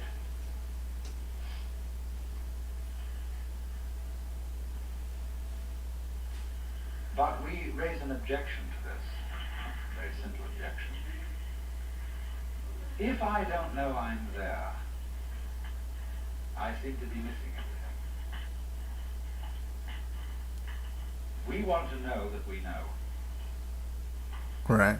If we're happy and we don't know we're happy. If we are happy. Oh, welcome in, Ziff Play. Welcome to Spoon. To be happy And you're not even there. Okay. is really the overflowing of the cup of life. The overflowing of the cup of life. Of course, the penalty for that is to be miserable and to know that you're miserable. Ugh, to be miserable and to know you're miserable. No, thank you. But, you know my limerick, there was a young man who said, though, it seems that I know that I know. But I want to like know see is the eye that knows me. when I know that I know that I know. Damn. Ugh. I love that. I love it. This is the great human predicament. I love it. The development of self-consciousness, the development of the possibility of reflecting upon one's own knowledge. And this is simultaneously a blessing and a curse. And Taoism does not escape this problem. I mean, it doesn't avoid this problem, it deals with it. But it doesn't deal with it obviously. So we get back to this fundamental verse about the nature of death. What is highly virtuous is a virtue that is not conscious of itself as virtue. The moment it's conscious of itself as such, you see, it fails. So in this way, we love to see a child dancing all by itself, lost in the dance and not performing for an audience. We say, oh, if only I could dance like that. If only I could become like a child again, innocent. But then soon we know when parents notice how beautifully a child dances, and they all approve of it and say to this child, dance for us. The child begins to lose this power. And it puts on airs, it knows it's noticed. And we don't like that. We say, that's affectation, that's showing off, that's phony. What we want you to do is to dance as if you had no audience. Ooh. Not even yourself. There we go. Dance as if you have no audience. Ladies and gentlemen, let's live our life like we are the creators of it. Thank you so much. You continue to be awesome and to continue to have a great day. And I hope to see you again. Thank you so much for stopping by. To dance like nobody is watching. You know, and speaking about kind of like how I like when I started, that's very much indeed who my focus was. I wasn't focused and worried about anyone else. I remember I used to run track back in middle school. I was a decent track person. I got second place in semifinals of my division, which means nothing, right? Because I wasn't the first. But I like to think that even every little accomplishment that I have is just the world. So I remember one of the coaches telling me, well, he wasn't telling me. I remembered it was 2v2, so two people from our school against. I did the 100-yard dash, is what I'm trying to say. So upon doing the 100-yard dash, we had two people from our team and two people from other teams school, and I just remember everyone looking at me, or everyone looking at one another, right? And I don't know if I'm assuming that I either remember or this is just how I've always been. I'm gonna say that's probably how I've always been, because I've always been a very narrow-minded, like A to B type person. Though I can be multidimensional, but the whole point of that is just to be able to kind of just zoom past things, right? So I love the fact that, you know, when that whistle would go off, there would only be one thing I would be focused on, and that would be the finish line. The only thing that I would focus on. And I always would get it. I always would reach it without hesitation, without seeing if the person was ahead of me or not. There was only one focus of me, and that was getting there. And then this is why I bring this up, because I remember the coach telling my peer, he told him, he said, don't, you know what, when the horses that are in a race, horses that are racers, they're trained to not focus on anything other than where they're heading. And I just always remember that by with everything with going, because very much our focus is dictated and is very much where we go. So be very careful what you're thinking about, what you're focusing on about, because chances are you'll be attracting that. So why not bring positivity to your life? Why not bring happiness to your life? But let's get back on here. The art of attracting Which of course your puts lover. the child in a double bind. Because it says to the child, we require you to do something that will be acceptable only if you do it as if it wasn't required. We do that all the time to our children and to each other. You must love me. After all, you promised to do so when we got married, didn't you? And so on. So, this is the difficulty. But somehow, a very great artist in the maturity of his life somehow is able at least to give the impression that he does what he does without playing to the gallery, without self-consciousness. It seems perfectly natural. So how does he get there? How does he get there? There was a Taoist sage, later than Lao Tzu. His name was Liezi. Liezi. We romanize that as L-I-E-H. Liezi. And he had a reputation for being able to ride on the wind. So light. Zhuangzi says in one place, it's easy enough to stand still. The difficulty is to walk without touching the ground. I love it. I love it. Because in the I love state it. of being in accord with the Tao, there is a certain feeling of weightlessness. Weightlessness. Parallel to the weightlessness that people feel when they get into outer space or when they go deep into the ocean. This is of course connected with the sensation that you're not carrying your body around. I described this morning the sensation that an expert driver has when he really is with it in a car, that the hill lifts him up and drops him down the other side, that he and the road are all one process. And that's equivalent to the sense of weightlessness. And so this is connected, this is the inner meaning of Liezi riding on the wind. When Suzuki was asked, what is it like to have Satori? He said, it's just like ordinary everyday experience, except about 2 inches off the ground. 2 inches off the ground. And so we say in our own songs, walking on air, never a care, something is making me sing, tra-la-la-la, tra-la-la-la, like a little bird in spring. What is this weightlessness? It means, of course, partly that you're not moving around in constant opposition to yourself. Most people move in constant opposition to themselves because they are afraid that if they don't oppose themselves all the time, something awful will happen. It's so easy to bend your arm. Right. No problem at all.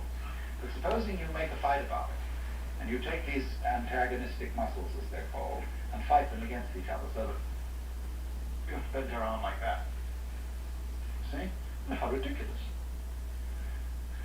But if you somehow felt that in bending your arm you might make a mistake, instead of bending it you might hit yourself, then these two muscles get nervous and they fight each other to be sure that everything happens all right. That's anxiety, see? So, when the human being developed the power to be aware of himself, to know that he knows, in other words, when the cortex was formed over the original brain, he fell from grace. Fell from grace. That was the fall of man. Right. Yeah, makes sense, yeah. Because when he felt, he had the sensation of being in charge, of being in control of himself, and you can only have that sensation when you are aware of what you're doing, he got anxious. Am I aware enough of myself? Have I taken enough factors into consideration? Yeah. Have I done all that should be done? You never can. You never and then can. he started trembling.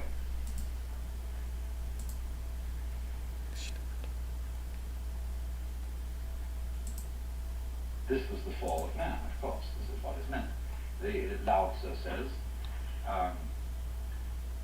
when the great Tao lost, there came duty to man and right conduct. In other words, nobody talks about how you ought to behave unless things have gone radically wrong. There wouldn't be any conception of faithful ministers of the state unless there are a lot of lousy politicians around. No one would talk about filial piety unless there were wayward sons and daughters. All right. I lost my train of thought there. It was nice. How are you guys feeling? You guys feedback on that if you can. If not, it's cool. I just need to give it a little break here. Gotta get that beat. That's what I really don't like. I usually stand when I do my streams for this very reason, but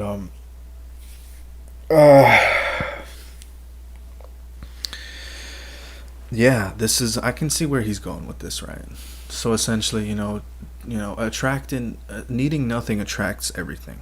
That's exactly what's going on here, and it makes much sense, right? Like I remember one time, I was looking for a job, and the moment I made it clear that I wasn't gonna settle for anything less than the job I wanted to. At the moment that I made that clear, that job called me. I kid you not. I remember I was in the car, right? I finished, talking to multiple companies, and I said to myself, you know what? I made a choice, right? Talking to my choice. I said, I'm not going to settle from anything other than what I want. And I kid you not, the moment I finished that statement, I got a call from this company, and it was fun. It was nice. So those are some important things there. That it's always good to know about why we do these things, right? So that was a bit of all I want. We kind of went around. You don't think you deserve it. Let's get back to Mel Robbins. This looks interesting. So, are these all the excuses for why you won't change? Do we have a Sharpie anywhere? Because I know the answer to this. The reason why you won't change. Because you focus on everything. You don't think you deserve it. There you go. Oh, this is actually from her actual page too, Mel Robbins, I hear. So what I know about all of us, I was super stuck. She does an absolute fantastic job, man. You can tell she's a confident woman. Back to that NASA, 7 minutes. You know what? For my Spoon family, I might have to cut it short. I completely forgot that my phone doesn't hold a charge very well. But I will return. I am back. I have to say an even bigger shout out to the Simp Lord. That character was he was needed. He was so needed, and I'm so grateful for having that opportunity to play that little game. And it was fun. But my game has always been about inspiration, and it's always been about no game. Because you can't ever win a battle that you never had. That time was a ton of self-loathing and feeling worthless and shame and kind of all those really dark emotions. If you are somebody, which you are, that is smart, that is able to identify the things that you need to do. Hi. That looks like Squishy right there. Then there is an underlying story that you have about Hey, Squishy. that keeps playing out. And maybe you were, I don't off the top of my head know your story in terms of your past, but maybe you were in an abusive relationship. Maybe you were in a relationship as a child with parents that made you feel worthless. Maybe you had a huge setback and you haven't recovered from it. There is an element to where when it's self-sabotage, what happens for a lot of us is we take what somebody else used to do to us and we do it to ourselves. And we do it to ourselves. Because it's the only thing you know. So were you in like an abusive relationship? For real? Was it physical abuse, sexual abuse? That can actually be worse. The issue... Let's just say, Squishy, that I'm finally back doing my calling, I finally remembered what it is I'm here for. And I just can't wait. I love you too. Thank you. It's good to see you. I appreciate each and every single one of you. All of you are always welcome anywhere the buy one get one free is, and we'll get there. I got some some exclusives for all you guys have been hanging around, and by that I mean merch. Okay, don't get it twisted. I'm just getting twisted. That's what I'm trying to tell you guys. That Simplord no longer exists. These will be the last streams as I do as this character that was developed for the sake of, I suppose, of experimenting. Let's get back to Mel Robbins.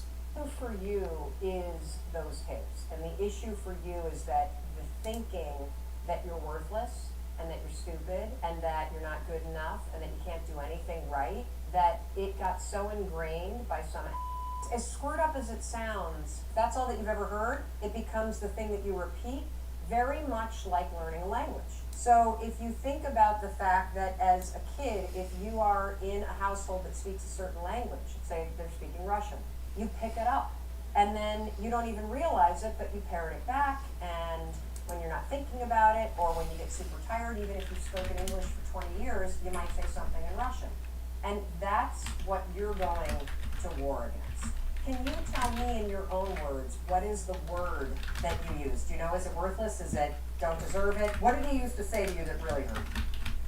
Tell me. The reason why you don't carve out time for yourself, and the reason why you blow off the appointments for yourself, notice it's not for other people, it's for you, is because of this underlying feeling that you're not important. And the only way to break this, you've already gone to therapy, you've already dealt with the tapes, you don't use that language with yourself. The only way to break apart this story is through action now. The reason why I say that is because you can make all the plans in the world, but until you see yourself taking action on the things that are important to you, your own inaction enforces the story that you're a dummy. Does that make sense? So it sounds like through intensive therapy, you got rid of the tape, but you didn't get rid of the behavior. What happens when somebody is beaten down and psychologically battered is you become paralyzed, you doubt everything, you feel like you're spinning in circles, you feel like you can't rely on yourself. That is a classic manifestation of emotional abuse because you lose your power. And so you start spinning. And for you, you stop doing that in your head, and now you're just frustrated as hell because you can't see yourself moving forward. You're physically doing in your life. So here's what I would like you to do. Let's pick one area where you feel stuck and where you know what you need to do.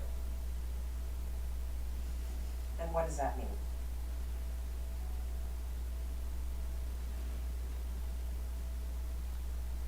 Sit, dummy. Do you see this? I'm going to keep pointing it out because you've adopted the self-criticism. This is what I want you to do. I want you to run just for 1 week. That's it. I just want you every day for 1 week to push yourself, no matter how you're feeling, no matter how stupid you think it is, no matter how you now start feeling resigned and it's not going to work. I want you every single day to either watch something about SEO or put up one project, because I need for you to start to break the cycle of spinning in place, and I need for you to see yourself finally starting to inch forward. It's we made it, guys. you now need physical Appreciate you, Squishy. That you can From Facebook Live. Hey, appreciate hear that. how critical you are of yourself. I don't think there's anybody in your life but you that's saying it. Okay. Then, so you don't think you deserve it? You're in a relationship with, could you ask that person to also police the way you talk to yourself? And what that means is when he points it out, you can't kill him. So 6% here. How are we doing on time? Somebody else to coach you when it comes to how you talk to yourself or how you talk to others is because you can't hear it. I can't hear my tone. So I have this edge that I get that is really good in business, but when I bring it into the kitchen, and I talk to the You know, I am very grateful to have met her, and she's inspired me just as much as I've inspired you all. And there's nothing but love inside me. I've gotten back to what it really meant to me, what it really means to me to do what I'm doing, right? And there was a time in my life where I was very depressed, where I was in a dark place. And that vow was never to allow someone to go through that without an understanding of why. And when I met her, for some reason, I don't know why, she was able to pull for me things that left me empty, but left me empty to receive all the love. And I'm so happy to have gone through that, to gone through it with her, and to be able to give back to you guys something more than just a brand, something so much more than a name or a show, but to give you guys something so extraordinary that we would build something from this that will last however long. Ooh, that's right. kids that way, Appreciate or you. talk to Chris that way, it is really demoralizing. Oh, thank you. I noticed your hair is all. I know, I did. Yeah, so much is. Hey, welcome in.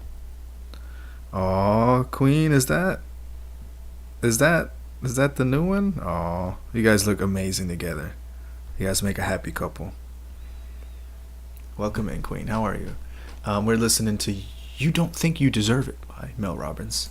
And I have started asking the kids and Chris to point it out because I can't hear it. I just know I'm tired or I know I'm frustrated. It's amazing. The kids have started even saying, hey, anger spreads. Just because you're angry at work doesn't mean you get the right to talk to me that way. It makes me angry when they point that out. But then I go, oh, there it is. I didn't even realize. I'm sorry. And I've gotten better about now immediately not getting angry that somebody's telling me that when I've asked them to, but actually taking the feedback and saying, thank you. I don't want to talk to you that way. And you're right.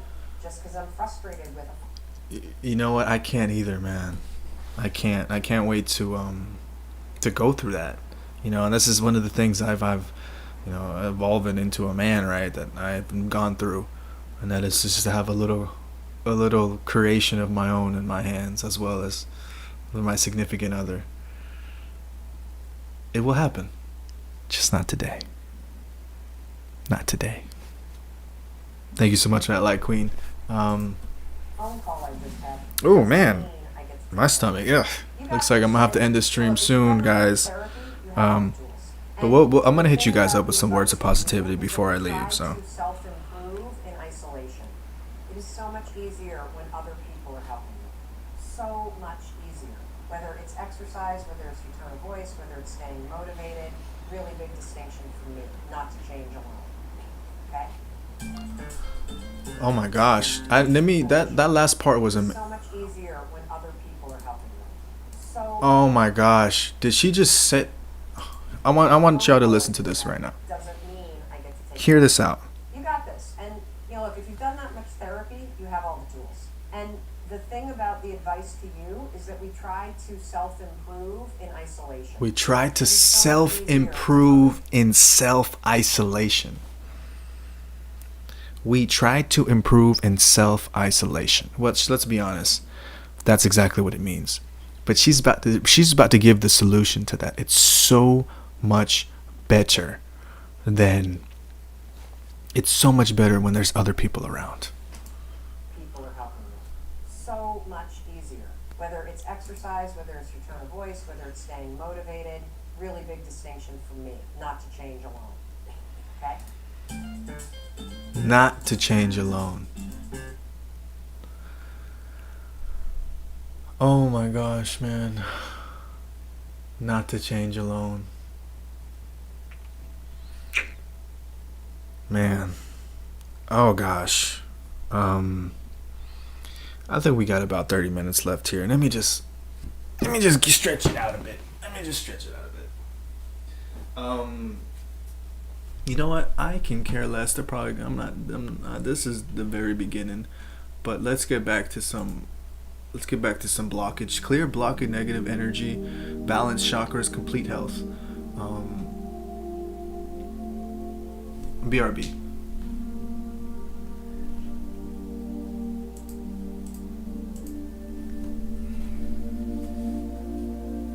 Oh gosh. Oh. That's right, ladies and gentlemen. Each and every single one of you are powerful. You're strong. You can, you will conquer. You will understand universal principle, whether you like it or not. I appreciate each and every single one of you for your continued support, as well as the love and positivity. It will all be returned to you double.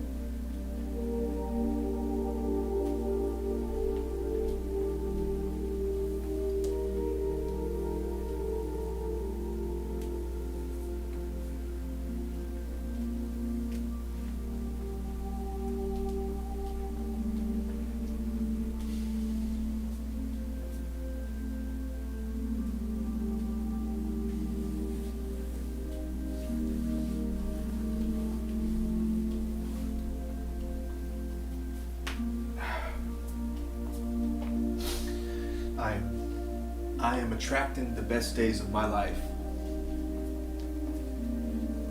I love the love of my life like no other. I will accept her for who she is, and I will not judge her for what I do not want her to be. And if she has to go away, she will go. But she will not be alone ever again. The challenge of the day, the challenge of life, is to always resonate in the light, but understand dark. For it will not always be light, and it will always not be.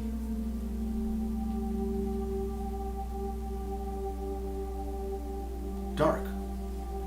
Each and every single one of us have a reason to live life, and we will continue on at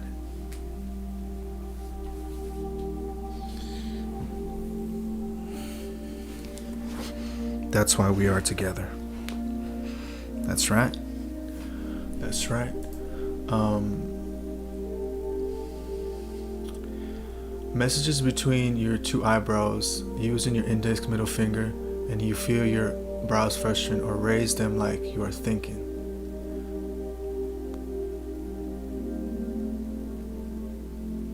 Oh, I see what you're saying. You can eat while you listen to the video. Yes. Yeah. You know what? All right. I'm gonna do a full second. I'm gonna have to.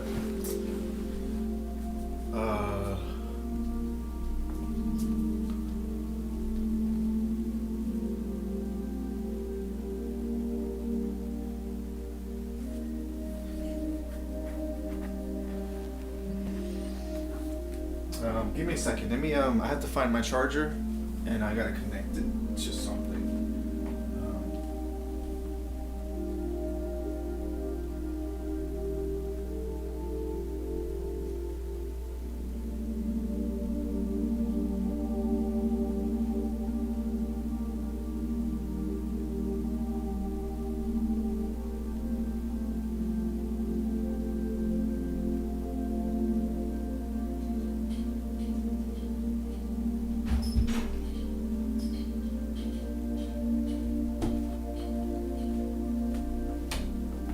Okay, so I'm going to have to talk to my Spoon fam for a second here. See, you don't need a 24-hour stream, just an all-day one. You're right. So how much hours would we say that is, Martin? 16 hour streams? I mean, so far we're about to do really? Are we serious? No, we're about to do four, not 8. But to my Spoon family, It's just martyr right now, but I love y'all. But we're gonna stay in here. How can I really hope you guys can hear me on the other side. Marta, let me know because I have my phone charged like away from the phone, but you know how this freaking, you know how Spoon application is just they're really good application. So just let me know. Hit me up like 9 to 9 maybe. That's good so far. Okay. All right.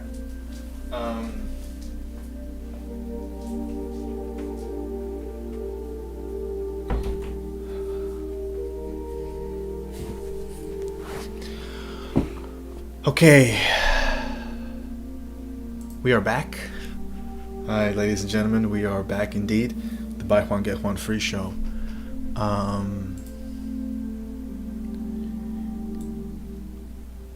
So I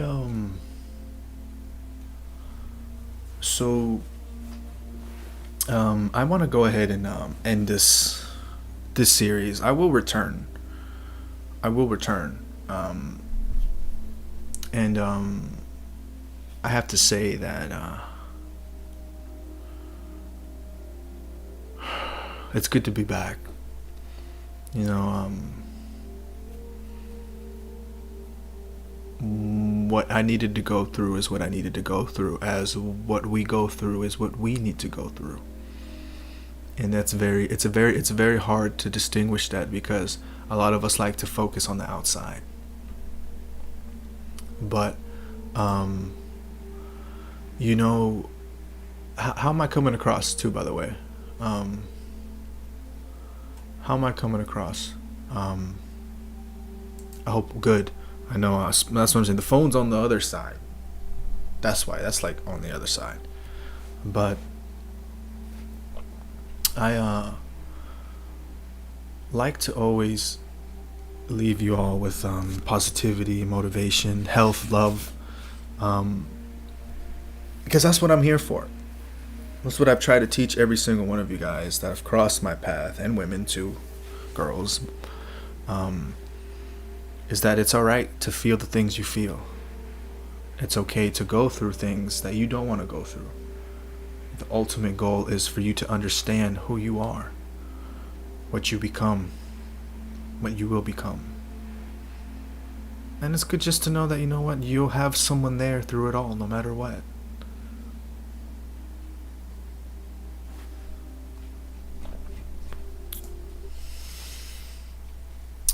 Let's continue on here. Let's see what else we can muster up here. The problem with perfect. Love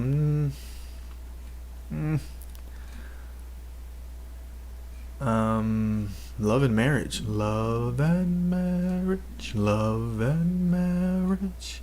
Go together like a horse and carriage. This I tell your mother. You can't have one without the other. Love and marriage. Okay,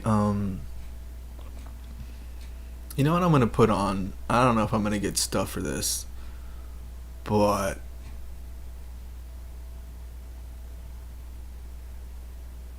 let's do it. How to attract women. It's been on the whole time. Oh gosh. I don't know if I'm allowed to do this, but this is from Panos.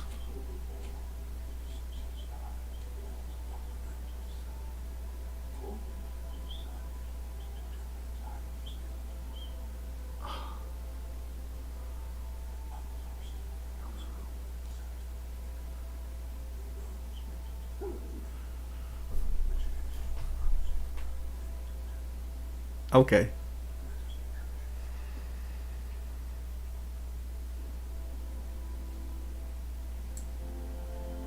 True courage is about knowing when to take a life and when to spare one.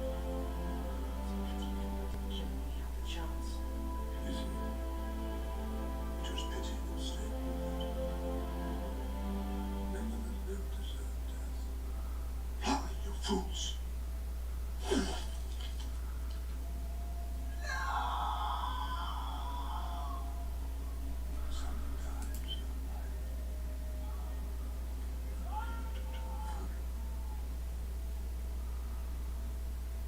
Raindrops keep falling on my head. And like the guy whose feet are too big for his head, nothing seems to fit. Those raindrops keep falling on my head, they keep falling, but I am free. Nothing's worrying me, 'cause I am now complete. Hey, Saf, what's up, Saf? My gosh, man, another celebrity rolling in here. How are you today, you awesome individual? I appreciate you so much. Congratulations on your success, your future success. You are an absolute star, and I appreciate you so much.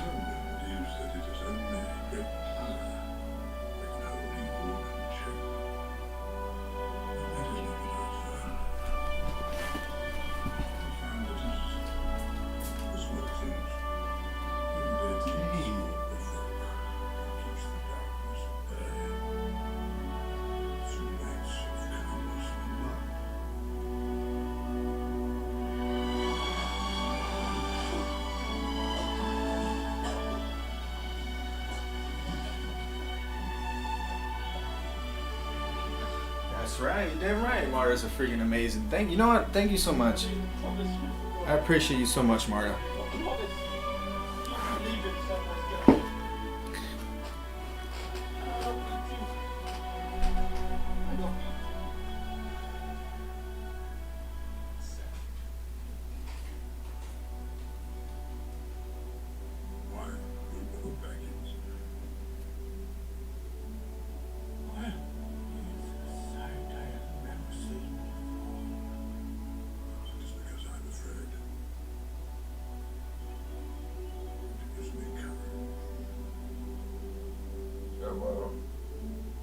Damn, bro.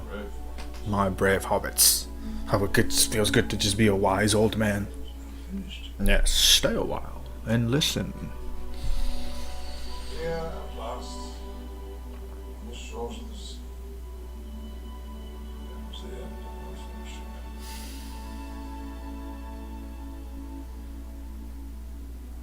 Didn't think it would end this way. Well done, well made. Good job there, Panos. Panos did a wonderful job here.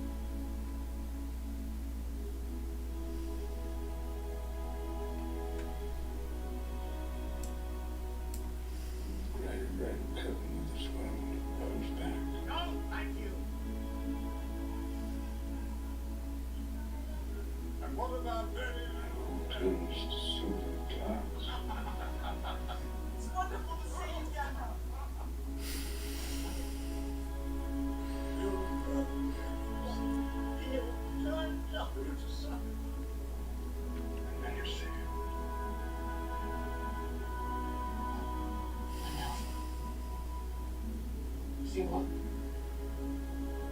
White shores. And beyond. A far green country.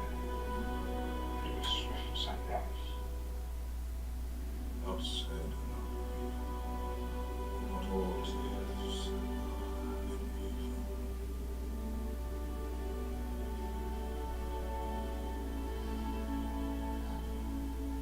Not all tears. Outside not all tears.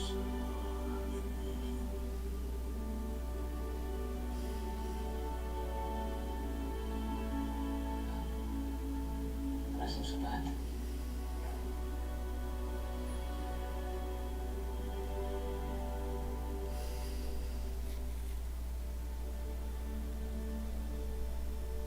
No, it is Damn. Well, man, when that cinematic and editing goes in with creation and vision, gosh, there's so much.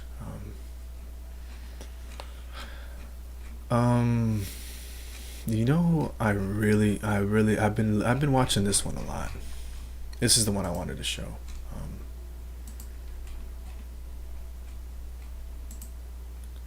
This is what I wanted to show.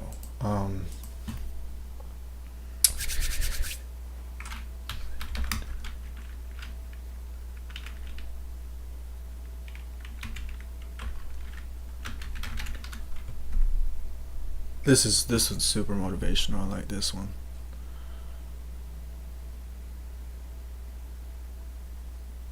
No.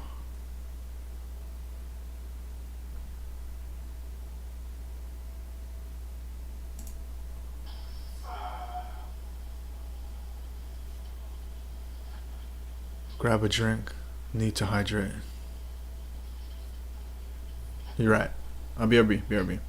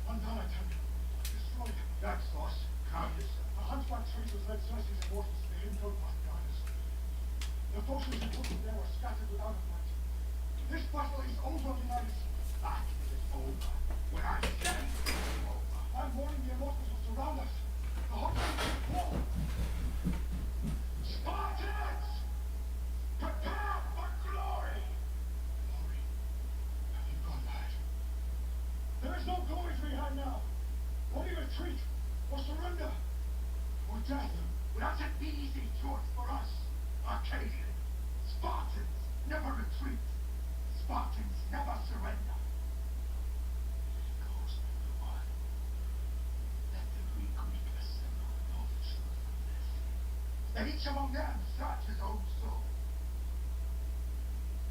While you're at it, search your own.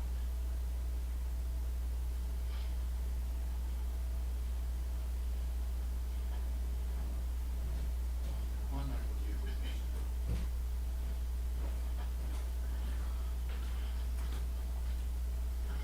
Godspeed, medicine.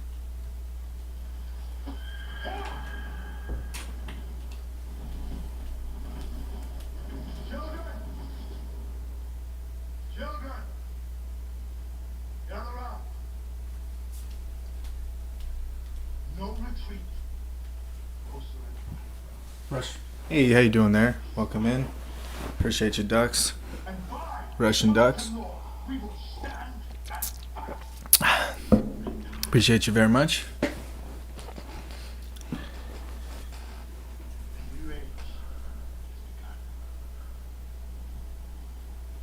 an age of freedom. And all know that 300 Spartans gave their last breath to defend it.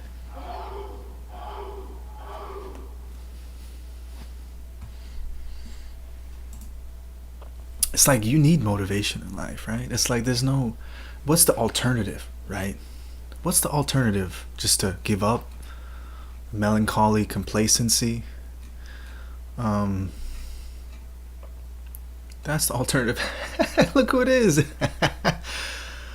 Look who it is. Why did they capture me when the screen was black? Come on, algorithms. I appreciate you. Thank you so much for having my stream on my own feed. That means a lot to me to see that there. Do you guys feel like laughing? I feel like laughing. Ooh, I actually haven't. Ooh, hell yeah. Hell yeah. Christian Bale's performance as Bruce Wayne / Batman in Christopher Nolan's Batman Begins. TV legend. Been gone a long time. Yes, I have. You look very fashionable. Apart from that, are you coming back to Gotham Fields? As long as it takes. So I'm sure people of Gotham, their city doesn't belong to the criminals and the corrupt. In the Depression, your father nearly bankrupted Wayne Enterprises combating poverty. He believed that his example could inspire the wealthy of Gotham to save their city. In a way, their murder shocked the wealthy into powerful direction. People need dramatic examples to shape them out of apathy, and I can't do that as Bruce Wayne. As a man, flesh and blood, I can be ignored and destroyed, but as a symbol. As a symbol. As a symbol, I can be incorruptible. I can be everlasting. What symbol? Something elemental, something terrifying. I assume that as you're taking... Hold on, we gotta rewind that back. Because I like, this is the part why I like this scene so much. Fashionable? Oh. Their murder shocked the wealthy into powerful direction. People need dramatic examples to shape them out of apathy, and I can't do that as Bruce Wayne. As a man, of flesh and blood, I can be ignored and destroyed, but as a symbol. As a symbol, I can be incorruptible. I can be everlasting. What symbol? Something elemental, something terrifying. I assume that as you're taking on the underworld, this symbol is a persona to protect those you care about from reprisals. Rachel, I'll speak to myself. Okay. You told anyone I'm coming back? I just couldn't figure the legal ramifications of bringing you back from the dead. Dead? You were gone 7 years. You had me declared dead. Well, actually, it was Mr. Earl. He's taking the company public. He wanted to liquidate your majority shareholding. Those shares were quite a bit more. Well, it's a good thing I left everything to you. What, so? And you can borrow the rolls if you like.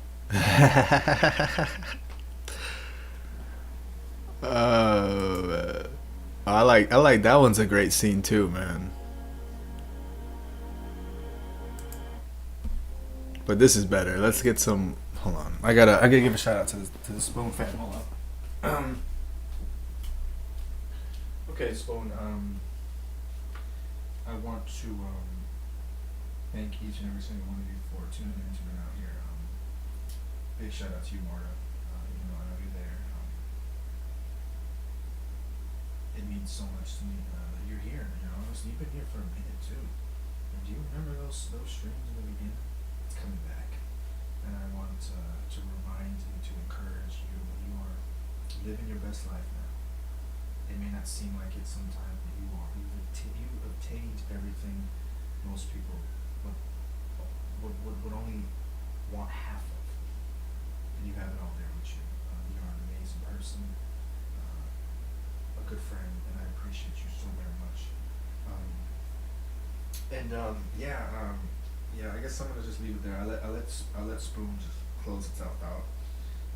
Once Spoon closes it out, I'll end up in other streams or whatnot.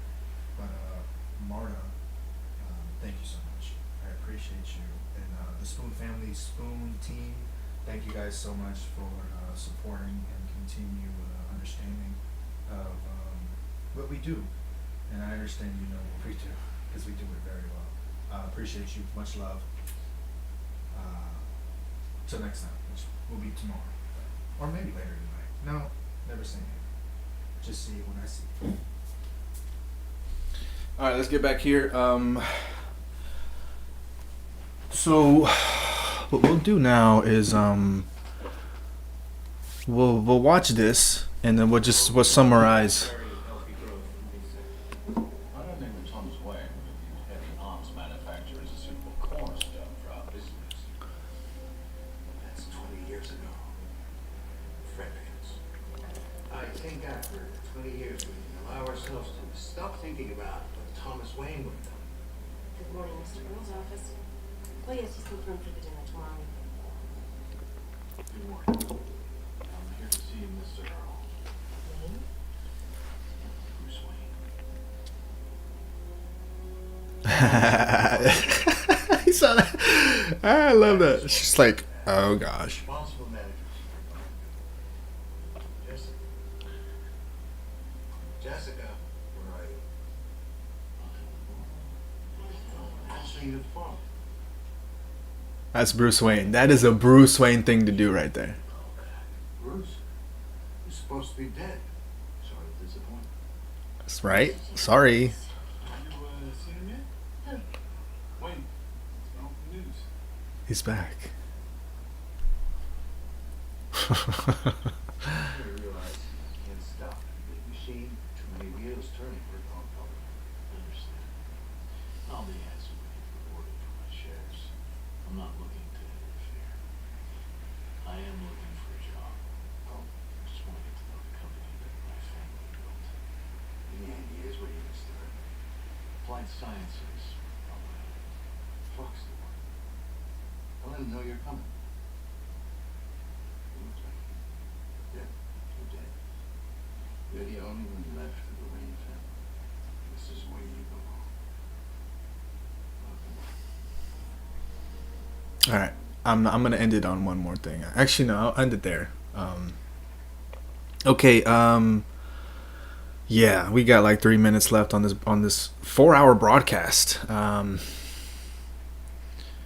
Yeah, 4 hours of motivation and just Juan, which is why you always get more than you pay for. Let me my close up.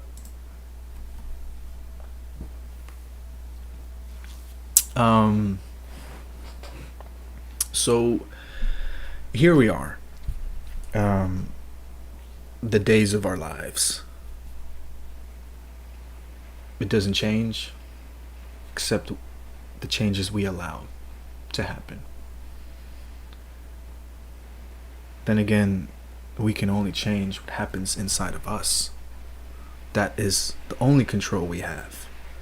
And which is why self is so important to attain, because if you wait for someone, the question is, what happens if they don't show up? But you will always find yourself exactly where you need to be with who you need to be. So, like we learned today with the water that branches itself out onto land, it doesn't pursue that course, a blind alley, they say. Instead, it retracts itself back to the source and moves forward to where it needs to be. Humbled, right, through success, and feared through my failures, that we all go through, which makes, honestly, this engagement that we're going through right now no different than if we were to meet in real life, because energy cannot be created nor destroyed. It can only be transferred. So allow that transference to come through. Remove these blockages. Remove these things that you think are in your way.